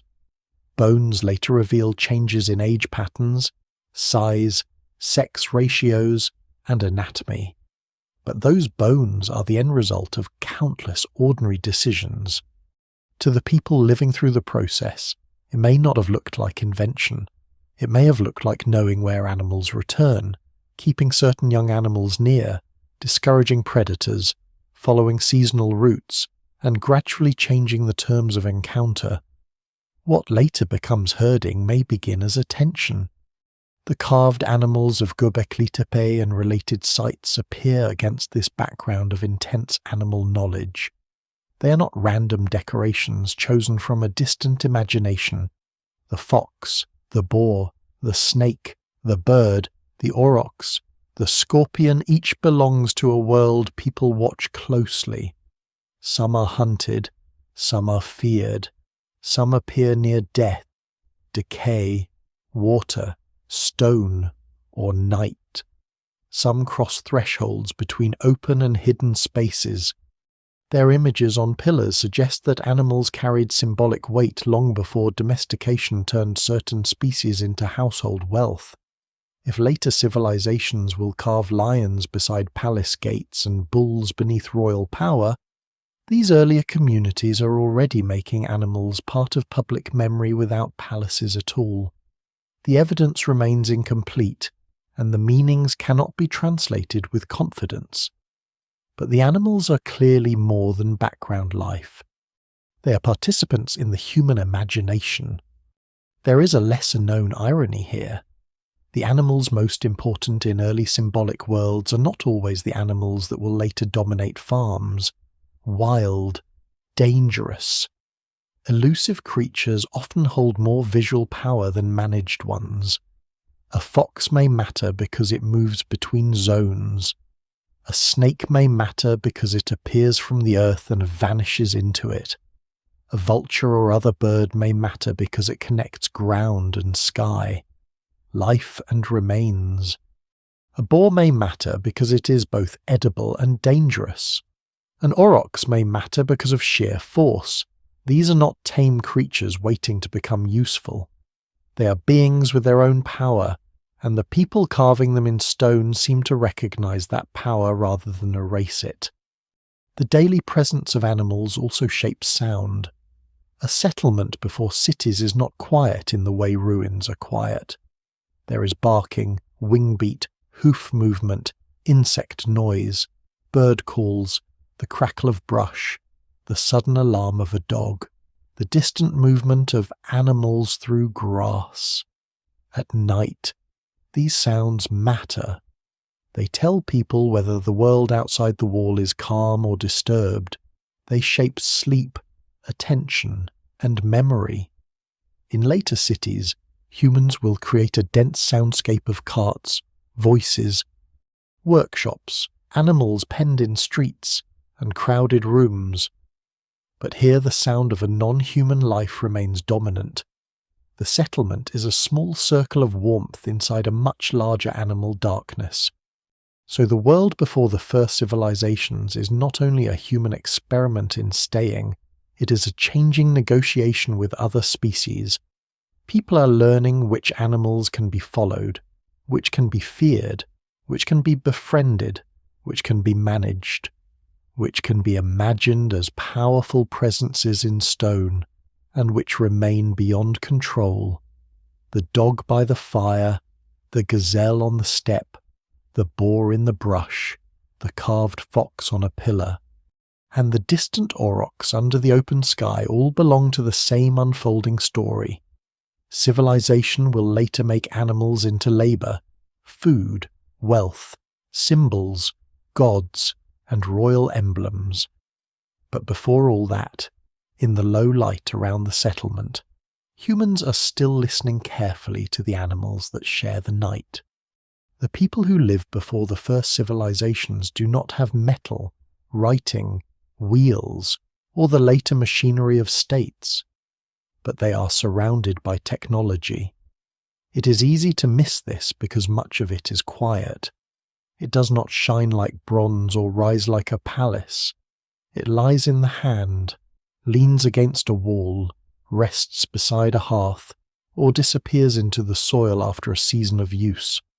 A blade struck from flint, a scraper used on hide, a bone point, a woven basket, a cord twisted from plant fibre, a wooden digging stick, a net, a mat, a polished bead, a stone bowl, a grinding slab, a plastered floor. Each object belongs to a world of accumulated skill.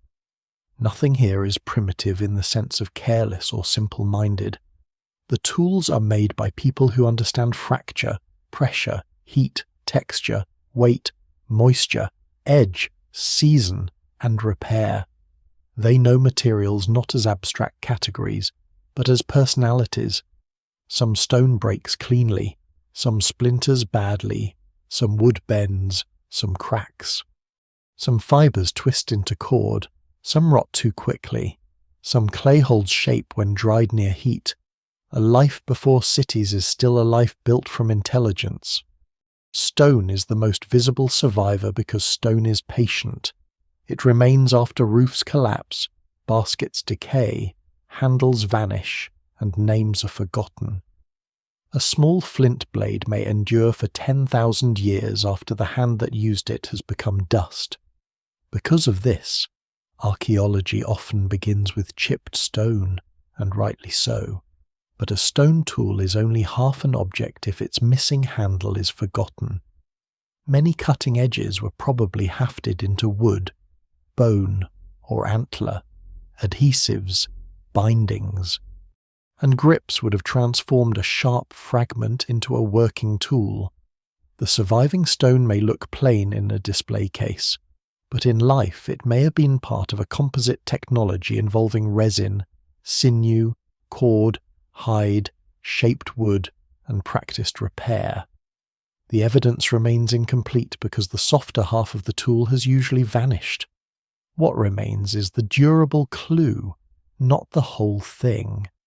To make a good stone blade is to understand an invisible structure inside the stone. The toolmaker reads angles, ridges, platforms, and force. A careless blow wastes the core. A skilled strike releases a flake with the desired edge. Some techniques produce long blades. Others produce small points, scrapers, burins, or flakes useful for cutting plants, butchering animals, working hides, shaping wood, or carving bone.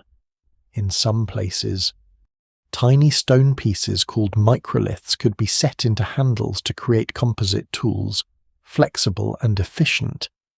Such tools remind us that innovation does not always mean larger or more dramatic. Sometimes it means smaller, more replaceable, easier to carry, easier to repair. A community that moves between settlement and landscape needs technology that can travel as well as technology that can stay. The heavy tools tell the other half of the story. Grinding stones, mortars, pestles, stone basins, and slabs are not ideal for wandering far, yet they become common in places where people return often or stay longer. Their weight is part of their meaning. A grinding slab left inside a house or near a work area suggests trust that the place will be used again. Over time, its surface becomes smooth, hollowed, polished by repetition. It can process grain, nuts, pigments, seeds, or other materials depending on context. The same motion that prepares food can prepare colour for decoration or plaster for surfaces. The tool does not announce its purpose in a single word. It holds traces of many possible tasks, and scholars still debate particular uses when residues are unclear. But its presence speaks of settled rhythm. No one carries a large grinding stone lightly across a continent. Then there is plaster, one of the most underestimated achievements of the pre-urban world. To plaster a floor or surface may sound simple, but lime plaster can require heating limestone to high temperatures, controlling fire, managing fuel, crushing, mixing, and applying material before it sets. This is chemistry before chemistry has a name. Plastered surfaces create cleanliness, brightness, durability, and visual order. They change the feeling of a room. A floor can be renewed. A wall can be made smooth. A special building can be given a surface unlike ordinary earth. In some early Neolithic settings, plaster becomes part of architecture, burial practice, and display, suggesting not only technical knowledge but aesthetic and social intention. The people of this world may not have cities, but they can transform stone through fire into something almost skin-like, a surface that covers, preserves, and remembers. Bone, antler, and horn add another set of skills. These materials come from living bodies and retain shapes that invite transformation. A bone can become an awl, a point, a needle-like tool, a handle, an ornament, or a polished object whose purpose is difficult to recover. Antler can be strong and workable. Horn can be shaped under heat. The making of such tools requires a different patience from flint knapping. Instead of striking a stone into sharpness, the maker cuts, scrapes, grinds, polishes, pierces, and sometimes waits for material to soften or dry. These objects often connect food, hunting, craft, clothing, and identity. The remains of an animal are not only eaten, they're carried forward into the next task. Most of the oldest technologies, however, are barely visible because they were made from plant fibers: baskets, mats, cord, nets, bags, sandals, bindings, traps, and woven coverings may have filled everyday life, but they rarely survive except in unusually dry, wet, frozen, or protected conditions. Their absence can make the ancient world appear harder and more stone-built than it felt. In reality, a house may have been full of woven texture. Stored seeds needed containers. Fish or small animals could be caught with nets or traps. Roofs needed reeds and binding. Tools needed hafting. Clothing needed stitching, tying, wrapping, and repair. A simple cord is one of humanity's most powerful inventions. It ties, carries, lifts, binds, snares, hangs, measures, and connects. It is almost invisible archaeologically, yet without it many more visible tools could not function. Ornaments also matter: beads, pendants, pigments, pierced shells, shaped stones, and decorated objects show that people were not only surviving, they were presenting themselves to one another. A bead can mark belonging, age, relationship, achievement, memory, exchange, or beauty. Pigment can colour a body, a wall, a burial, a tool, or a surface prepared for gathering. In a world without written names, appearance can speak. The way a person dresses, the objects they wear, the materials they carry, and the marks they make on surfaces can communicate identity across distance. Some ornaments travel far from their source, linking craft to exchange networks. Others may be intensely local. No single explanation fully accounts for every bead or pigment stain, but together they show that social life had texture, display, and meaning long before civilization's formal ranks. At a place like Göbekli Tepe or Karahantepe, the most visible craft is stone carving, yet even there the unseen toolkit matters. To shape pillars and reliefs, people need quarrying knowledge, hammerstones, picks, abrasion, planning, and an eye for how light will touch a surface. Carved animals require observation as well as technique. A fox's body, a bird's posture, a boar's force, a snake's line. These are not random scratches. They come from people who have watched the living world carefully and translated it into stone. Mistakes may have been corrected or hidden. Surfaces may have been smoothed, recut, renewed. The final image is what survives, but behind it lies a chain of decisions made by hands. So the day in this pre-civilized settlement is full of making. Someone sharpens an edge, someone twists fibre, someone grinds seed, someone repairs a roof binding, someone polishes a bead, someone scrapes hide, someone mixes plaster, someone studies a stone before striking it. The work is not separate from thought. It is thought expressed through motion. Before writing stores memory in signs. Skill is stored in bodies, in apprenticeship, in watching and repeating. A child might observe safely beside adults, learning without being placed in danger, absorbing the gestures that hold a community together. Knowledge passes hand to hand, not page to page, and in those hands, the world before the first civilizations becomes far more than a waiting room for history. It is already a world of craft, invention, beauty, and patient transformation. While hands make tools and houses gather memory, the larger world is still changing around them. The people living before the first civilizations are not standing on a stable stage. They are living in the aftermath of the Ice Age, inside a climate that has warmed, softened, and opened new possibilities, but has not become predictable in the way a settled community might wish.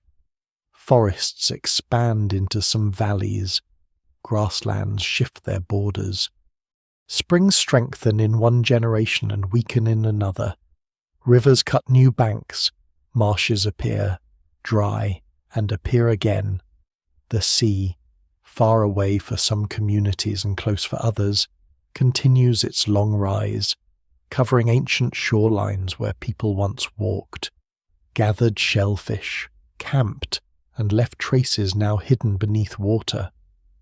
The early Holocene is often described as a more stable climate than the late Ice Age, and broadly that is true, but stable does not mean still. For people trying to stay in one place, even small changes can feel enormous. This is one reason the movement towards settlement is so remarkable. To build a house, store food, bury the dead, and return to a ritual hill is to make a wager on the future. It assumes that water will still be near enough, that plants will return, that animals will pass, that neighbours will remain reachable, that the place will still make sense next season. A mobile group can answer environmental uncertainty by leaving more easily. A more settled group must develop other answers. Storage, exchange networks, diversified diets, seasonal mobility, shared labour, memory of distant resources, and ritual gatherings all become ways of living with risk. No single explanation fully accounts for why some communities deepen their attachment to place while others remained more mobile. But climate and landscape were always part of the decision, even when the decision was not made consciously. The end of the last great cold age had transformed human possibilities. During the Ice Age, much water had been locked in glaciers, and many regions had different coastlines, vegetation zones, and animal ranges. As the climate warmed, people did not simply move into an easier world. They moved into a rearranged one. Some old hunting grounds changed. Some familiar plants retreated while others spread. Wetlands, woodlands, open steppe, and river corridors offered new combinations of food. In Southwest Asia, wild cereals and pulses became part of a rich seasonal world, but their abundance varied by place. The famous arc, later called the Fertile Crescent, was not a single garden waiting for farmers. It was a mosaic hills, valleys, springs, dry margins, woodlands, grasslands, floodplains, and uplands, each with its own chances and limits. For a community on the edge of settlement, this mosaic required intelligence at many scales. People needed to know the small details which seeds ripened early, where flint could be found, where clay was workable, where fuel was easiest to gather, where a roof should face to avoid the strongest wind. They also needed wider knowledge when to send people toward upland hunting, when to visit another group, when to harvest before birds and animals took too much, when to expect dryness, when a familiar spring seemed weaker than before. The landscape was read like a living document, though no one wrote it down. Knowledge survived in memory, in repeated routes, in the placement of houses, in stories about good and bad seasons, and in the very shape of daily routines. Water may have been the most persuasive teacher. A settlement can tolerate many inconveniences, but not the absence of water. Springs, streams, wetlands, and seasonal pools shaped where people could stay and how long they could remain. A good water source could pull people back year after year. especially if nearby land also offered plants, animals, stone, and visibility across the landscape. But water could also betray. A dry sequence might force movement, a flood might reshape a terrace. A marsh might expand, bringing birds and fish, then shrink, leaving cracked mud and insects. Scholars still debate the exact local environmental histories of many early sites, because reconstructing ancient climates from pollen, sediments, animal remains, isotopes, and plant evidence is difficult. But the broad pattern is clear: the first settled communities were not escaping nature. They were tying themselves more closely to its rhythms. The rising sea adds a haunting layer to this story. Many of the places where early post-Ice Age people lived are now underwater. Coastlines were attractive for obvious reasons: fish, shellfish, birds, plants, fresh water near river mouths, and routes of movement along shore. But as ice melted and oceans rose, countless traces of human life disappeared beneath waves and sediment. This means the archaeological record is biased toward inland places, caves, uplands, and regions where later destruction did not erase the past. The world before the first civilizations was likely richer and more varied than the surviving map suggests.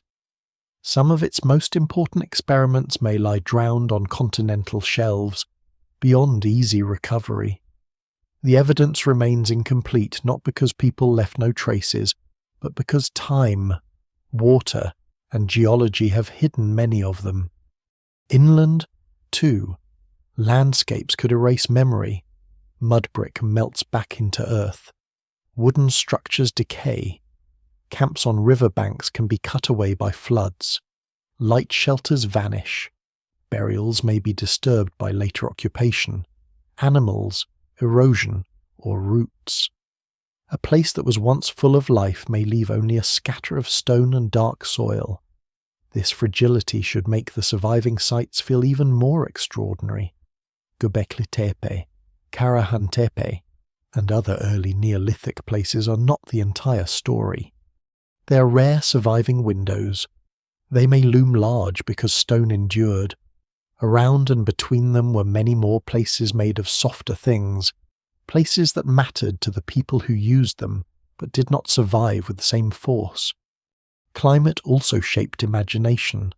A community that watches the world change over generations may develop stories and practices around renewal, danger, abundance, and loss. It is impossible to recover those stories directly, but the architecture of special places suggests a deep attention to cycles. Buildings are raised, used, filled, covered, and sometimes replaced. Animals are carved in stone even as their living populations shift across the land. The dead are buried in places the living continue to inhabit.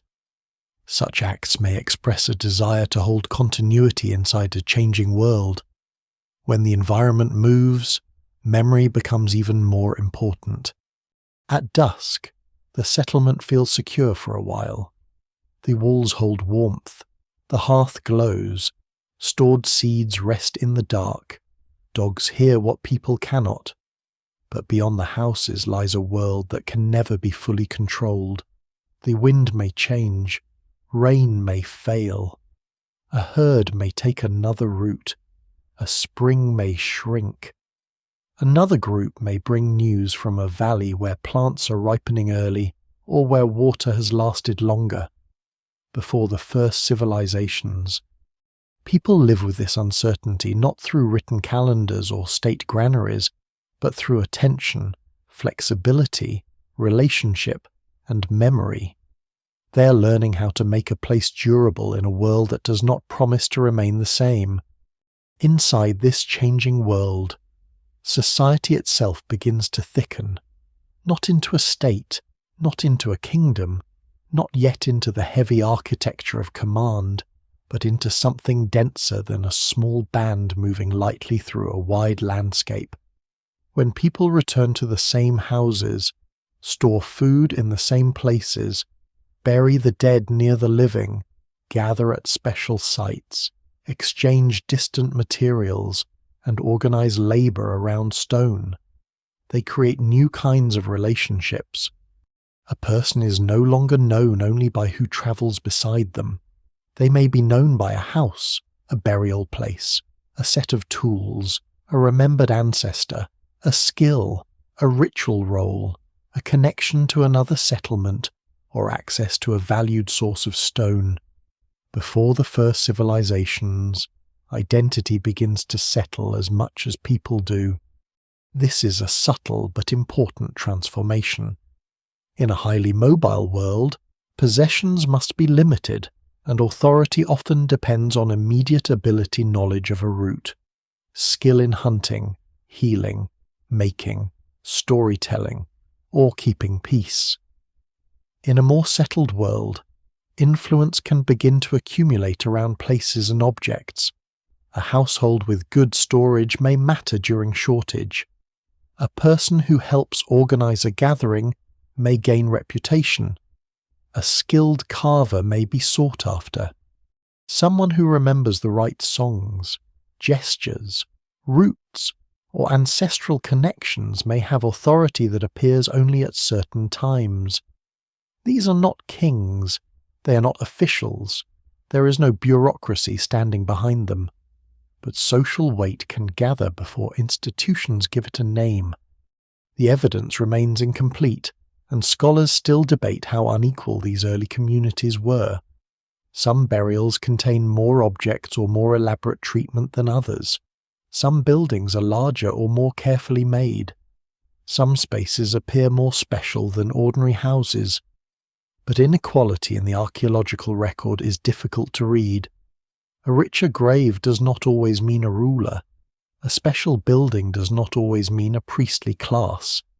A large feast does not always mean hierarchy.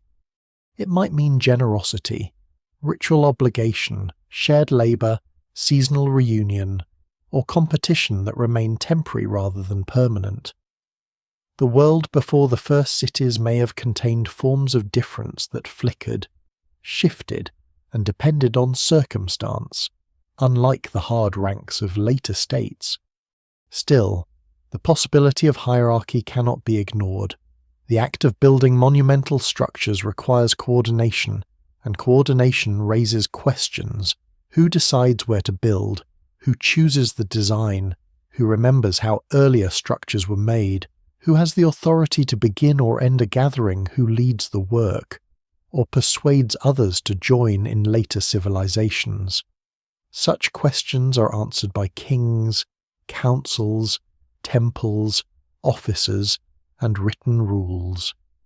In this earlier world, the answers may have been embedded in kinship, age, reputation, ritual knowledge, or the ability to provide food.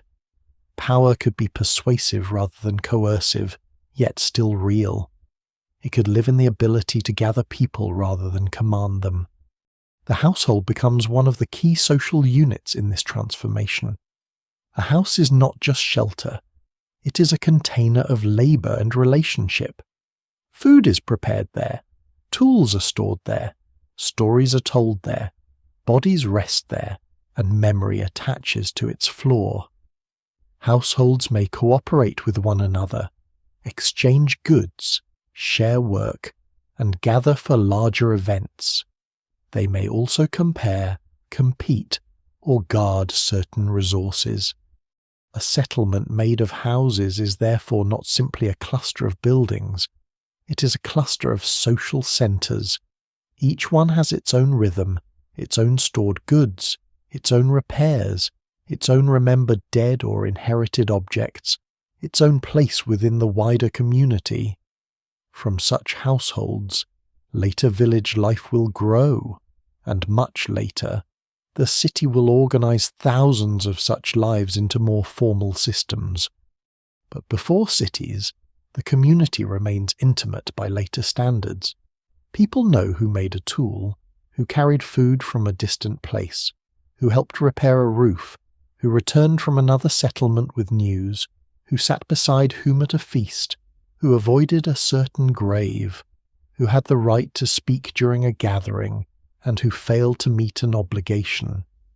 There is no need for writing when social memory is small enough to be carried by people, though that does not make it simple. Oral memory can be precise, demanding, and powerful. A promise made in front of others may carry weight.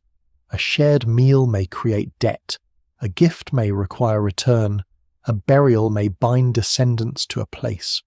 Social order exists before law codes. It is held in memory, reputation, habit, and the quiet pressure of being known. This may also be the age when the tension between cooperation and competition becomes more visible. Settlement makes cooperation necessary.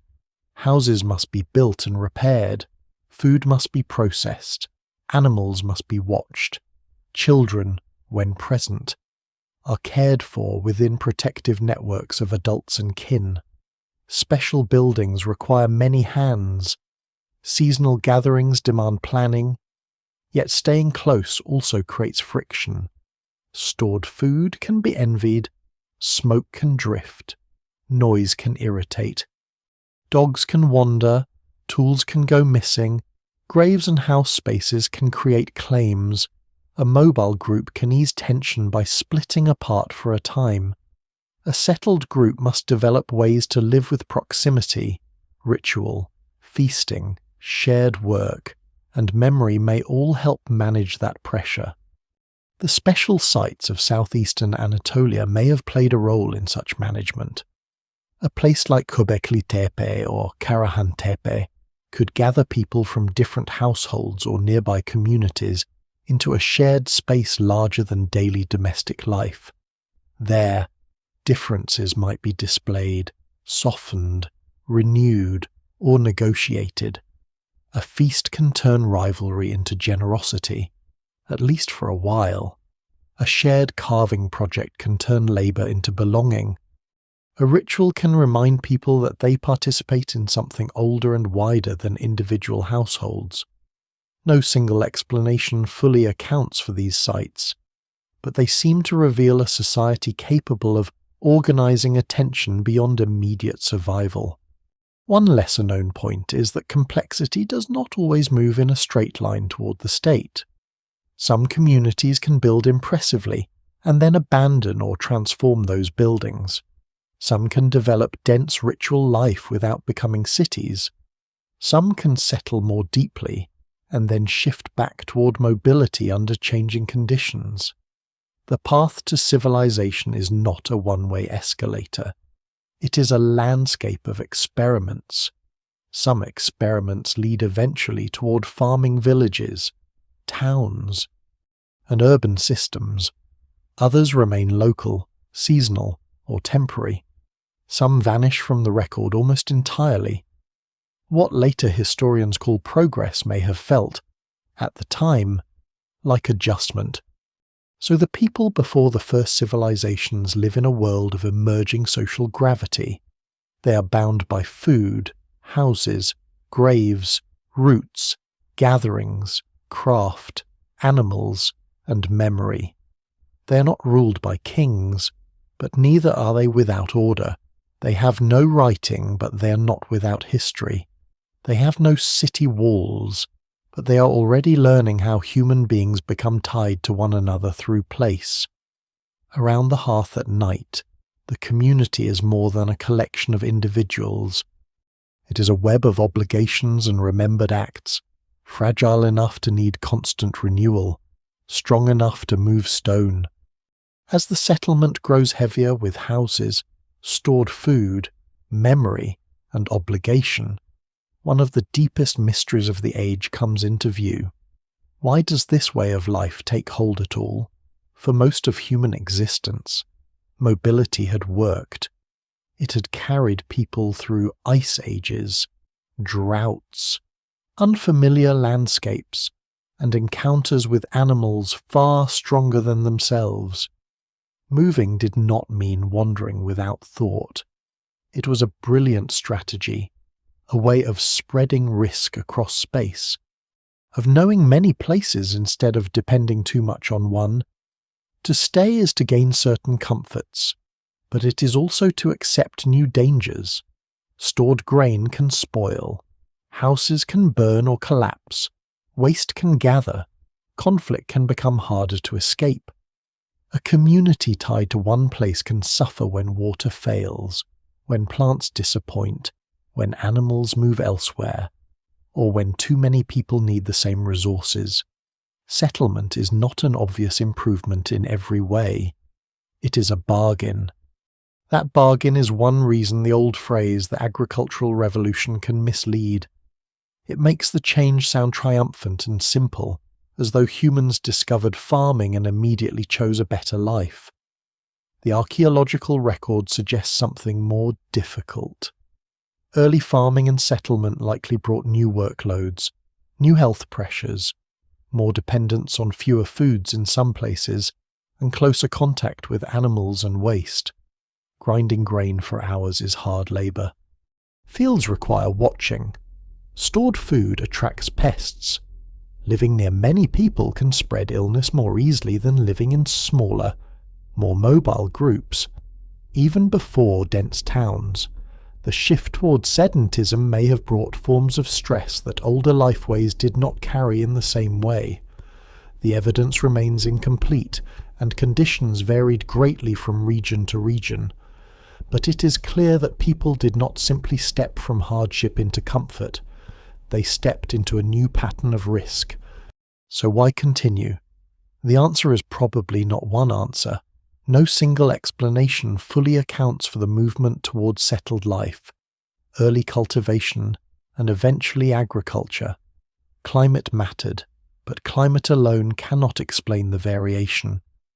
Rich stands of wild cereals may have encouraged repeated return in some places, but people had known abundant landscapes before. Population pressure may have played a role in certain regions, making mobility harder as more groups occupied favoured zones. But population growth itself may have been a result as much as a cause of staying longer. Social gatherings and ritual sites may have encouraged provisioning and return, but ritual cannot feed people without food systems behind it. The dead may have anchored communities to specific places, but graves alone do not create farming. Exchange networks may have made staying safer, but networks also exist among mobile peoples. Each explanation carries part of the truth, and each leaves something out. The more convincing picture is a web. People stay a little longer where resources are good. Staying longer makes storage more useful. Storage makes return more likely. Return deepens memory. Memory strengthens claims to place. Claims to place make houses and graves more meaningful. Houses and graves encourage people to protect nearby resources. Protecting resources leads to more deliberate plant use. Deliberate plant use makes food more predictable in some years. More predictable food can support gatherings, larger households, and more children surviving under care. Larger groups create new pressures. Those pressures require more food, more coordination, and more stable relationships. The cycle does not run smoothly or everywhere, but where its parts reinforce one another, a new lifeway begins to hold. This is why the world 10,000 years ago feels like a threshold rather than a beginning line. In some places, communities are still mainly gathering wild foods but doing so intensively. In others, they may be practicing pre-domestication cultivation, working with wild plants before the plants fully bear the traits of domesticated crops.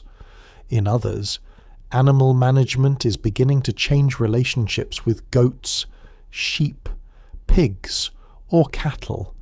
In others still, people remain highly mobile and do not follow this path at all. The future is uneven. It is possible to stand in one valley and see the foundations of farming, while another nearby community still organizes life around hunting, gathering, and seasonal movement. The human world is not one story. It is many experiments happening at once. The word experiment is useful, but only if it is used gently.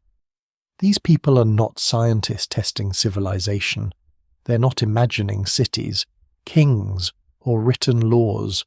They're solving practical and social problems as they arise. A dry year makes storage more important. A successful harvest of wild grain encourages return. A meaningful burial makes a place harder to abandon. A gathering at a stone site creates obligations that must be fed. A household with heavy tools becomes less mobile. A child grows up knowing a specific doorway, a specific hearth, a specific hill, and that emotional familiarity becomes part of the community's future.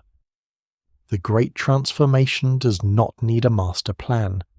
It needs repeated habits that slowly trap people inside their own success. There is a gentle danger in that success. The more a community invests in place, the harder it becomes to leave. A house that took labour to build asks to be repaired. Stored food asks to be defended from damp, animals, and theft. Graves ask to be remembered. Fields or managed plant patches ask for return at the right season. Relationships with neighbouring groups ask to be maintained. Special buildings ask for renewal or closure.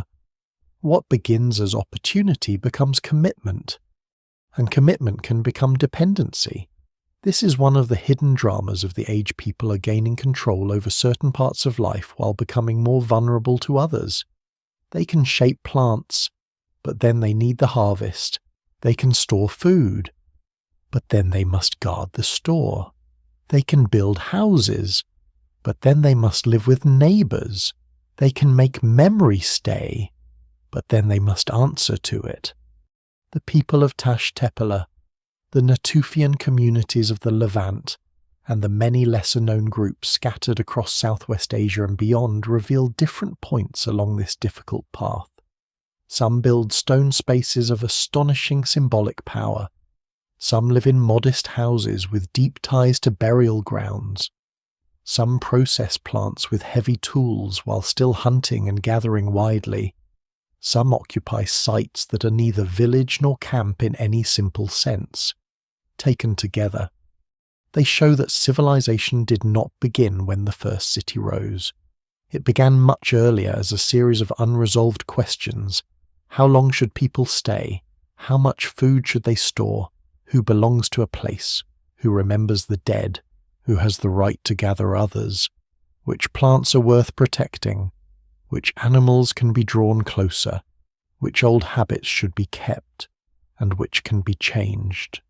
By night, these questions do not sound like questions. They sound like ordinary life. A roof creaks in the wind. Seeds rest in a pit. A dog turns near the fire. Someone thinks about the weather. Someone remembers a grave. Someone plans to visit another settlement when the season turns. The world has not yet chosen the city, but it has begun to choose return. And return, repeated over generations, may be the most powerful invention of all. The longer this threshold world is watched, the more one fact begins to stand out even after houses, graves, storage, special buildings, exchange routes, plant management, and early animal relationships appear. The city still does not arrive quickly.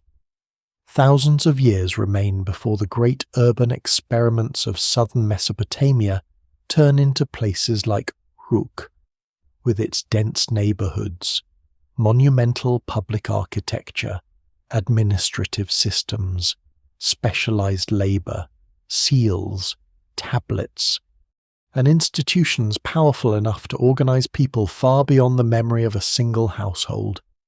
That long delay is easy to overlook. From far away, history can seem to jump from Göbekli Tepe to the first cities, from carved pillars to temple precincts, from wild grain to accountants counting barley. But between those worlds lies an enormous span of human life, longer than all recorded history from the pyramids to the present. People did not discover settlement and immediately become urban. They lived for millennia in the long middle. That long middle matters because it shows that civilization was not inevitable in any simple sense. A house does not automatically become a town. A town does not automatically become a city. A storage pit does not automatically become a tax system. A sacred place does not automatically become a state temple. Each step requires new pressures, new solutions, and new consequences. The people living around 10,000 years ago had many of the ingredients that later civilizations would use, but not yet the arrangement that makes a city a city.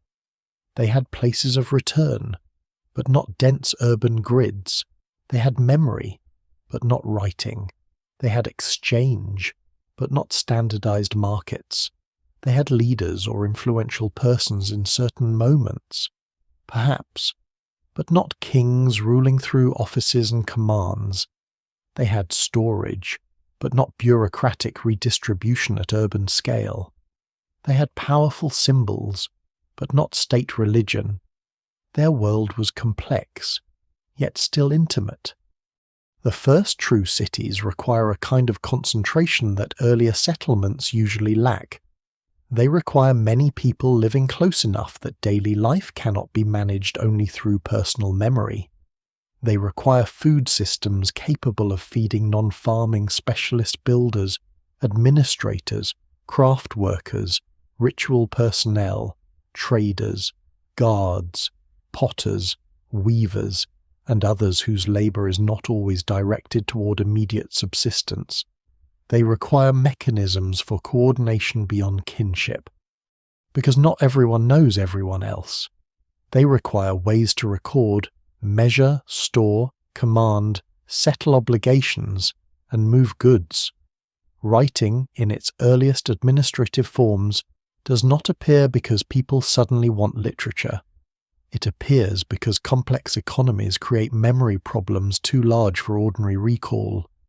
The city is not only a large settlement, it is a settlement that has developed systems for handling scale.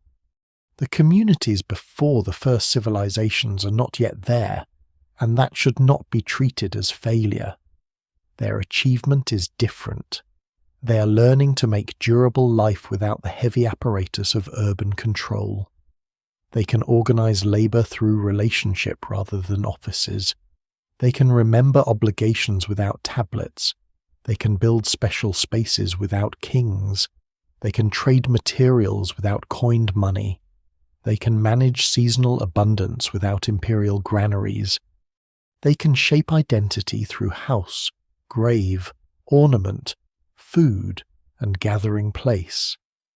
In some ways, their world may have been more flexible than later civilization. In other ways, it may have been more fragile. The evidence remains incomplete, but what survives suggests communities balancing on the edge between freedom of movement and the security of return. The surprising detail is how long that balance lasted. The people of the early Holocene were not simply on their way to becoming Sumerians. They were living fully inside their own systems.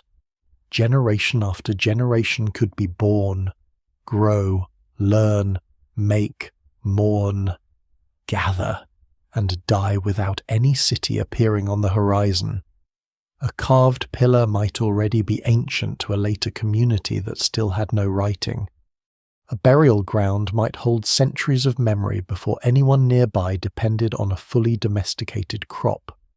A path between settlements might be older than the idea of a street.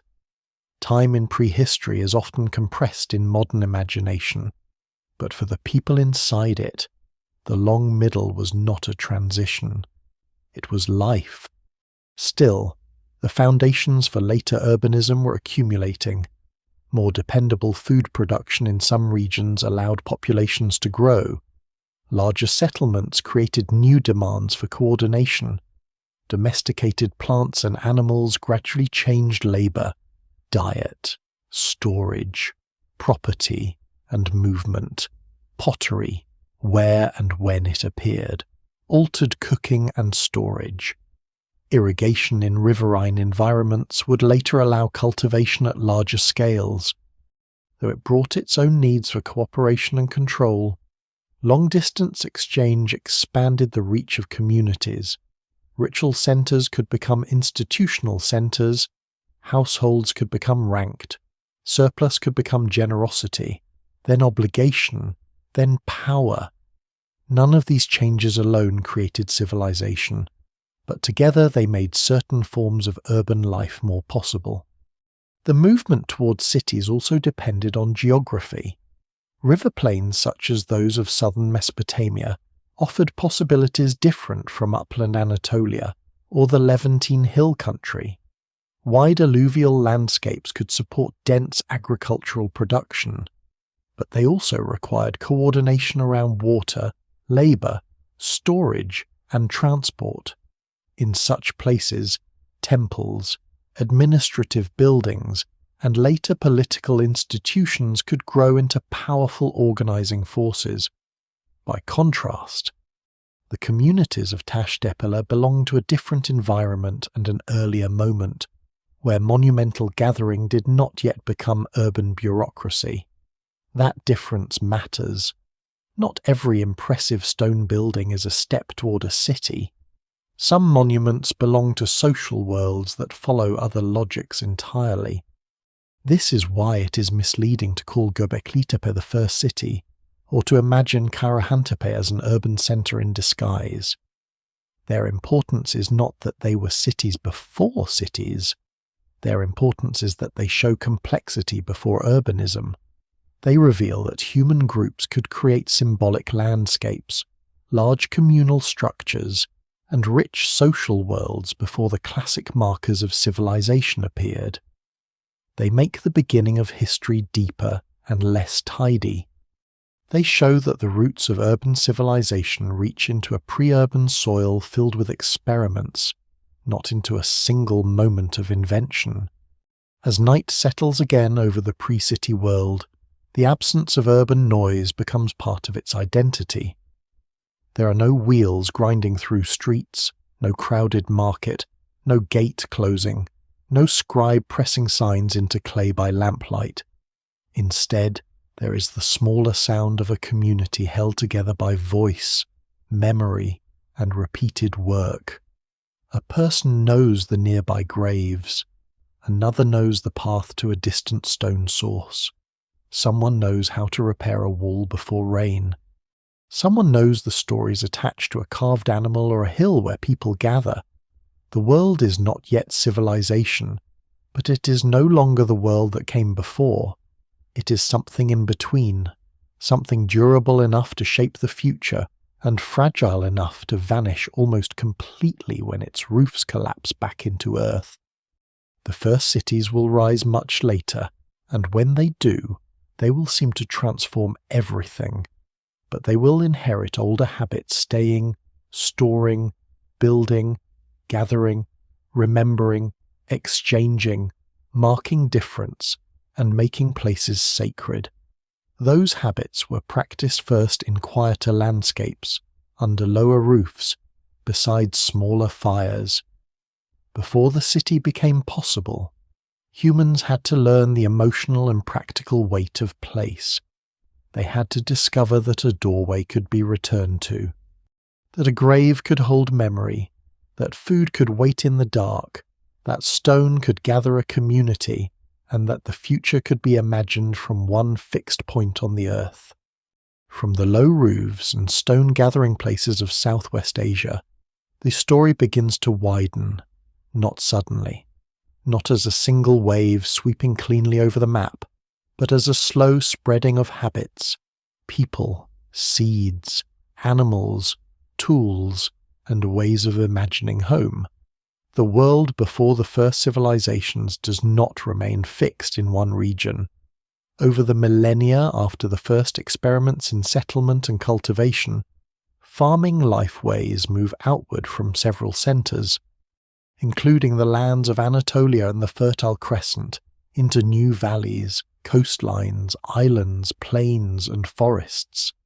Yet even this spreading must be told carefully.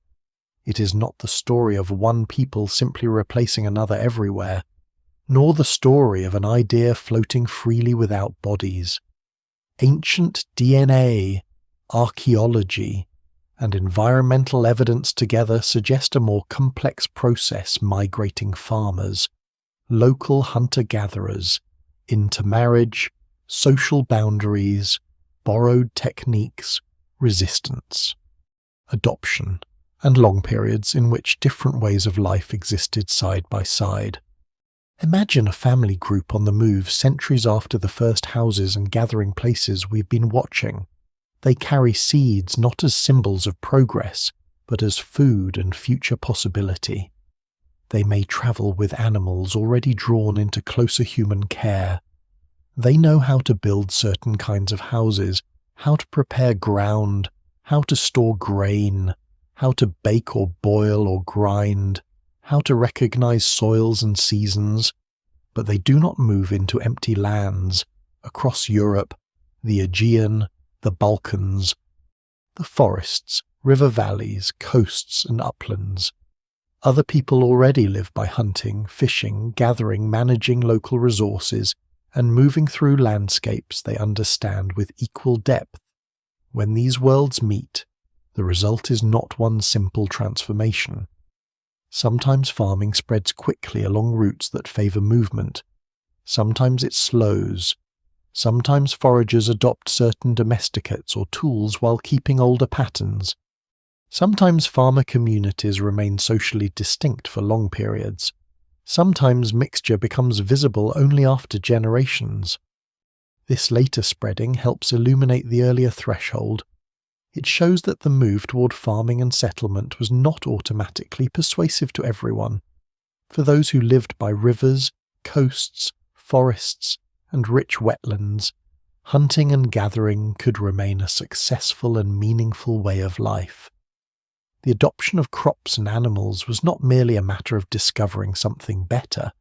It depended on local ecology, population, social choice, tradition, exchange, and the practical difficulties of making a new system work. Scholars still debate the balance between migration and cultural adoption in different regions, and the evidence varies from place to place. But the broad lesson is clear: the Neolithic was not one event. It was a long conversation between old lifeways and new commitments. The people living 10,000 years ago could not know how far these commitments would travel. They could not know that seed selection, storage, house construction, animal management, and burial practices would eventually help shape villages across vast distances. They could not know that many later populations would carry ancestry from early farmers who moved through Anatolia into Europe, mixing unevenly with older hunter-gatherer groups. They could not know that their experiments in staying would, after thousands of years, contribute to landscapes of fields, pastures, paths, and eventually towns. Their lives were immediate. A roof needed repair, a grinding stone needed use, a dog needed feeding, a gathering needed food, a grave needed memory. Yet history often moves this way. The future grows from acts that were never intended to become world-changing. As farming lifeways spread, they also changed. A package that works in one place does not simply remain the same in another. Crops meet new soils, new rainfall patterns, new pests, new day lengths, new storage problems, new cooking traditions, and new social arrangements. Animals must be managed in unfamiliar terrain. Houses change shape, pottery, where present, takes regional forms, tools shift. The old routes of exchange connect different materials and ideas. Communities adapt to coasts, mountains, forests, and river valleys. Some crops thrive, others fail. Some local wild foods remain important for centuries. The evidence remains incomplete, but what survives suggests constant adjustment rather than mechanical expansion. The Neolithic was never a finished invention carried intact across the world. It was a set of relationships remade wherever it went. This matters because the first civilizations did not rise directly from one pure farming tradition. They emerged out of long regional histories of adaptation. In southern Mesopotamia, environmental possibilities and challenges were different from the limestone hills of southeastern Anatolia. River plains, irrigation potential, transport routes, marshes, alluvial soils, and the need to coordinate water and labour created conditions unlike the world of Göbekli Tepe or Karahantepe in Egypt. The Nile shaped another path. In the Indus region, China, Mesoamerica, the Andes, and other parts of the world, agriculture and complexity developed through different crops, animals, climates, and social histories. To speak of civilization as if it had one birthplace and one formula is too narrow. The deeper human story is plural. People learn to stay in many ways, and from those many ways, different civilizations eventually grew. Still, the Southwest Asian threshold remains especially powerful because it preserves such early evidence of the in-between. There, before the first true cities, people were already experimenting with the ingredients later. Civilizations would magnify food production, storage, built spaces, communal labor, symbolic architecture, exchange, burial, social memory, and attachment to land. The later city will take these ingredients and intensify them. It will scale them up until memory requires writing, storage requires administration, ritual becomes institution, leadership becomes office, and place becomes territory. But the ingredients themselves are older and more human than the city. They were first handled by people who still lived close to wild grasses and dangerous animals, who still listened to the night beyond the settlement, who still measured life in seasons rather than dynasties. There is a quiet irony in this. The builders of early monuments, the keepers of storage pits, the grinders of wild grain, and the families beneath mud roofs may be more important to human history than many later kings whose names were carved into stone. Kings announce themselves. These people do not. States preserve records of power, while the people who made settlement possible left mostly fragments of worn stone, a post hole, a grave, a seed, a dog burial, a carved animal, a plastered floor, a chemical trace inside old bone. Their world is harder to see precisely because it came before the tools that later societies used to describe themselves. There are no royal lists, no victory inscriptions, no founding myths written down by officials. There is only archaeology, patient and partial, trying to reconstruct a human revolution that did not know it was one. So the journey outward from this world should not feel like a march toward greatness. It should feel like widening ripples on water at dusk. Some ripples fade, some meet other currents, some return in altered form, a seed carried across a sea, a marriage between communities, a local group adopting a new tool, a farmer learning a new wild food, a burial practice changing under foreign influence, a house form adjusted to a colder forest. These are the movements by which prehistory becomes history. Before the first civilizations, the human world is already connected enough to change, but still intimate enough that change passes through hands, meals, kinship, and memory. The city is coming, but it is still far away. For now, the great transformation moves quietly. One settlement, one route, one season, and one remembered place at a time. When the first cities finally rise, they do not erase the older world, they cover it.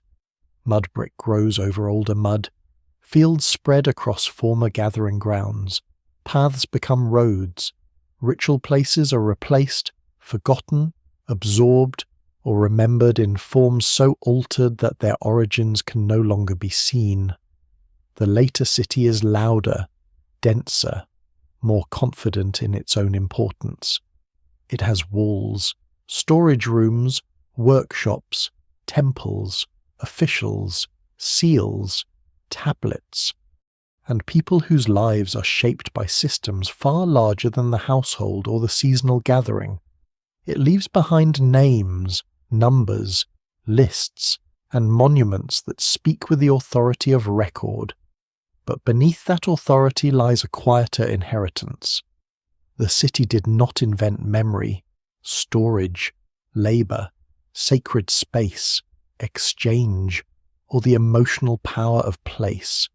It inherited them from people who lived under low roofs, beside hearths, among wild grasses, before anyone thought to write history down. That is why the world 10,000 years ago matters so deeply. It is not simply a preface to civilization, not an empty corridor leading toward the first kingdoms. It is a human world in its own right, full of decisions that later ages would magnify beyond recognition. A storage pit in a small settlement is not a state granary, but it contains the same basic idea that food can be separated from the moment of hunger and held for the future.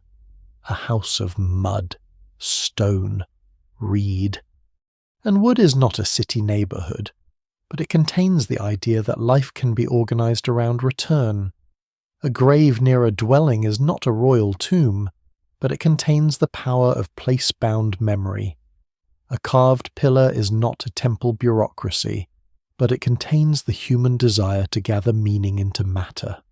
A path between communities is not a trade road with written accounts, but it contains the beginning of wider connection. These are not small things. They are the older grammar from which civilization will later build its long sentences. Yet the people who made this world remain mostly nameless. Their languages are gone, their songs are gone, their explanations for the carved animals, the special buildings, the burial customs, the placement of houses, the closing of enclosures, and the meanings of certain hills have not survived in words. Archaeology finds the durable parts and tries to listen through them. It finds flint blades, obsidian fragments, animal bones, plant remains, plastered floors, post holes, skulls, beads, grinding stones, storage pits, and the scars of tools on limestone. It reconstructs climate from pollen, sediments, isotopes, and buried landscapes. It studies ancient DNA when preservation allows, and compares bodies, diets, movements, and relationships across regions. But the evidence remains incomplete. The closer one looks, the more impressive the survival of any trace becomes. This incompleteness is not failure. It is the nature of deep time. Most lives do not become monuments. Most gestures do not fossilize. Most meals vanish completely. A person who grinds grain at dawn, repairs a roof, carries water, prepares food for a gathering, touches a grave, or watches the edge of the settlement at night may leave no individual mark that can be recognized 10,000 years later. And still, those lives shape the future. History often remembers the people who command. Conquer, build high, and write their names. Prehistory asks us to remember another kind of power, the power of repeated ordinary acts. The same action done for generations can change a species' relationship with the earth. The great lesson of the early Holocene is that human transformation is usually slower and stranger than the stories told afterward. Settlement did not simply follow farming.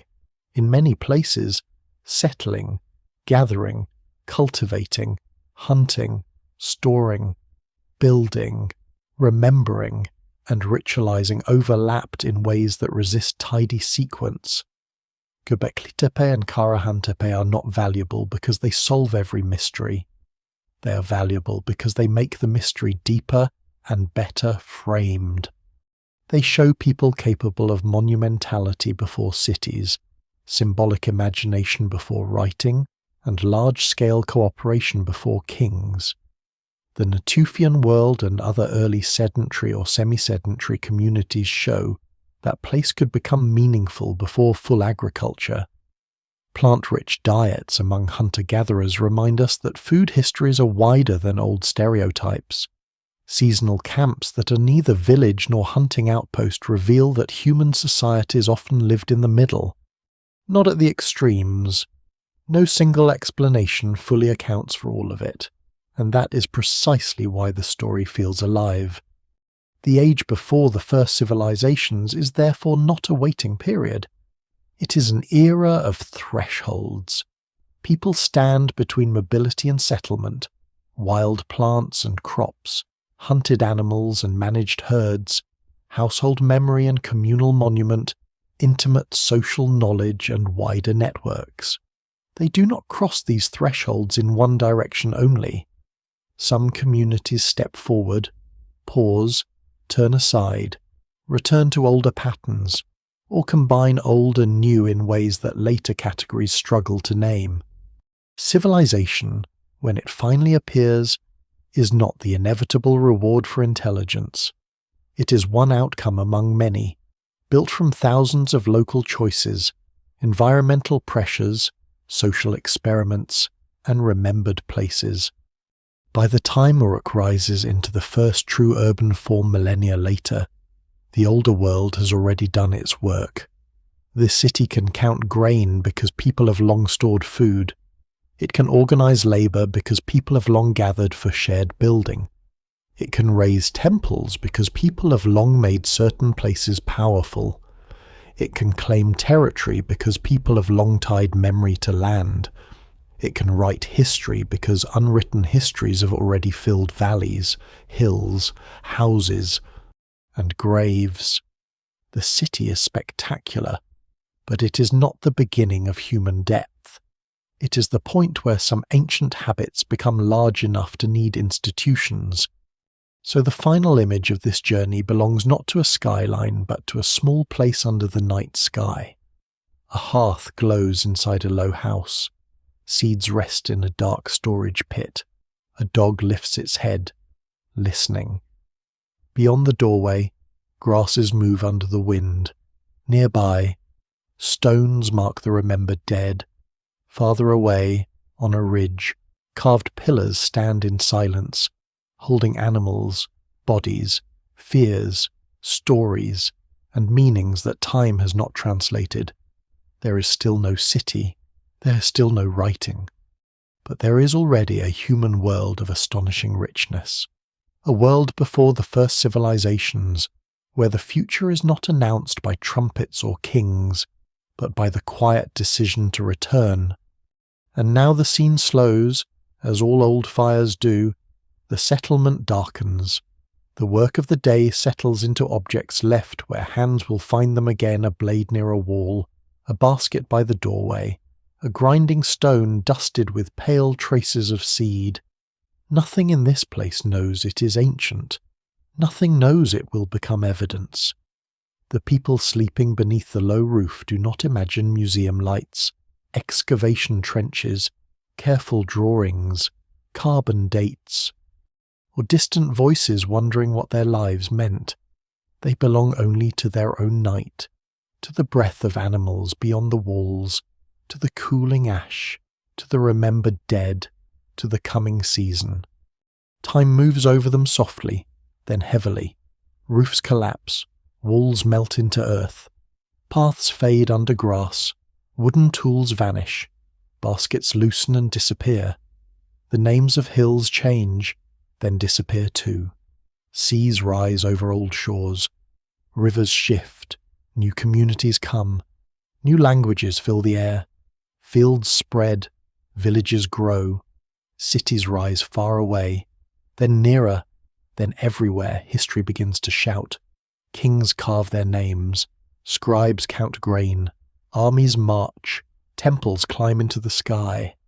Yet beneath all that noise, the older rhythm remains people making homes, storing food, remembering the dead, gathering around shared meanings, and trying to hold tomorrow still for a little while. What survives from the world 10,000 years back is fragile, but it is enough. A stone pillar, a grave, a seed, a flaw, a tooth from a dog, a blade of obsidian carried farther than expected, a carved animal whose meaning has slipped beyond reach. These fragments do not give back the whole story, but they widen the silence. They remind us that civilization was not born from emptiness. It rose from countless quiet lives, from hands that worked before writing, from communities that belonged to place before cities gave place a name. So let the last image remain simple. A dark hill under stars, wind-crossing wild grain, a faint line of smoke above a roof of mud and reeds. Somewhere beyond the firelight, stone figures stand without speaking. They have watched the long night before history, and they remain there still, patient, broken, and almost silent, holding the memory of a world that learned to stay.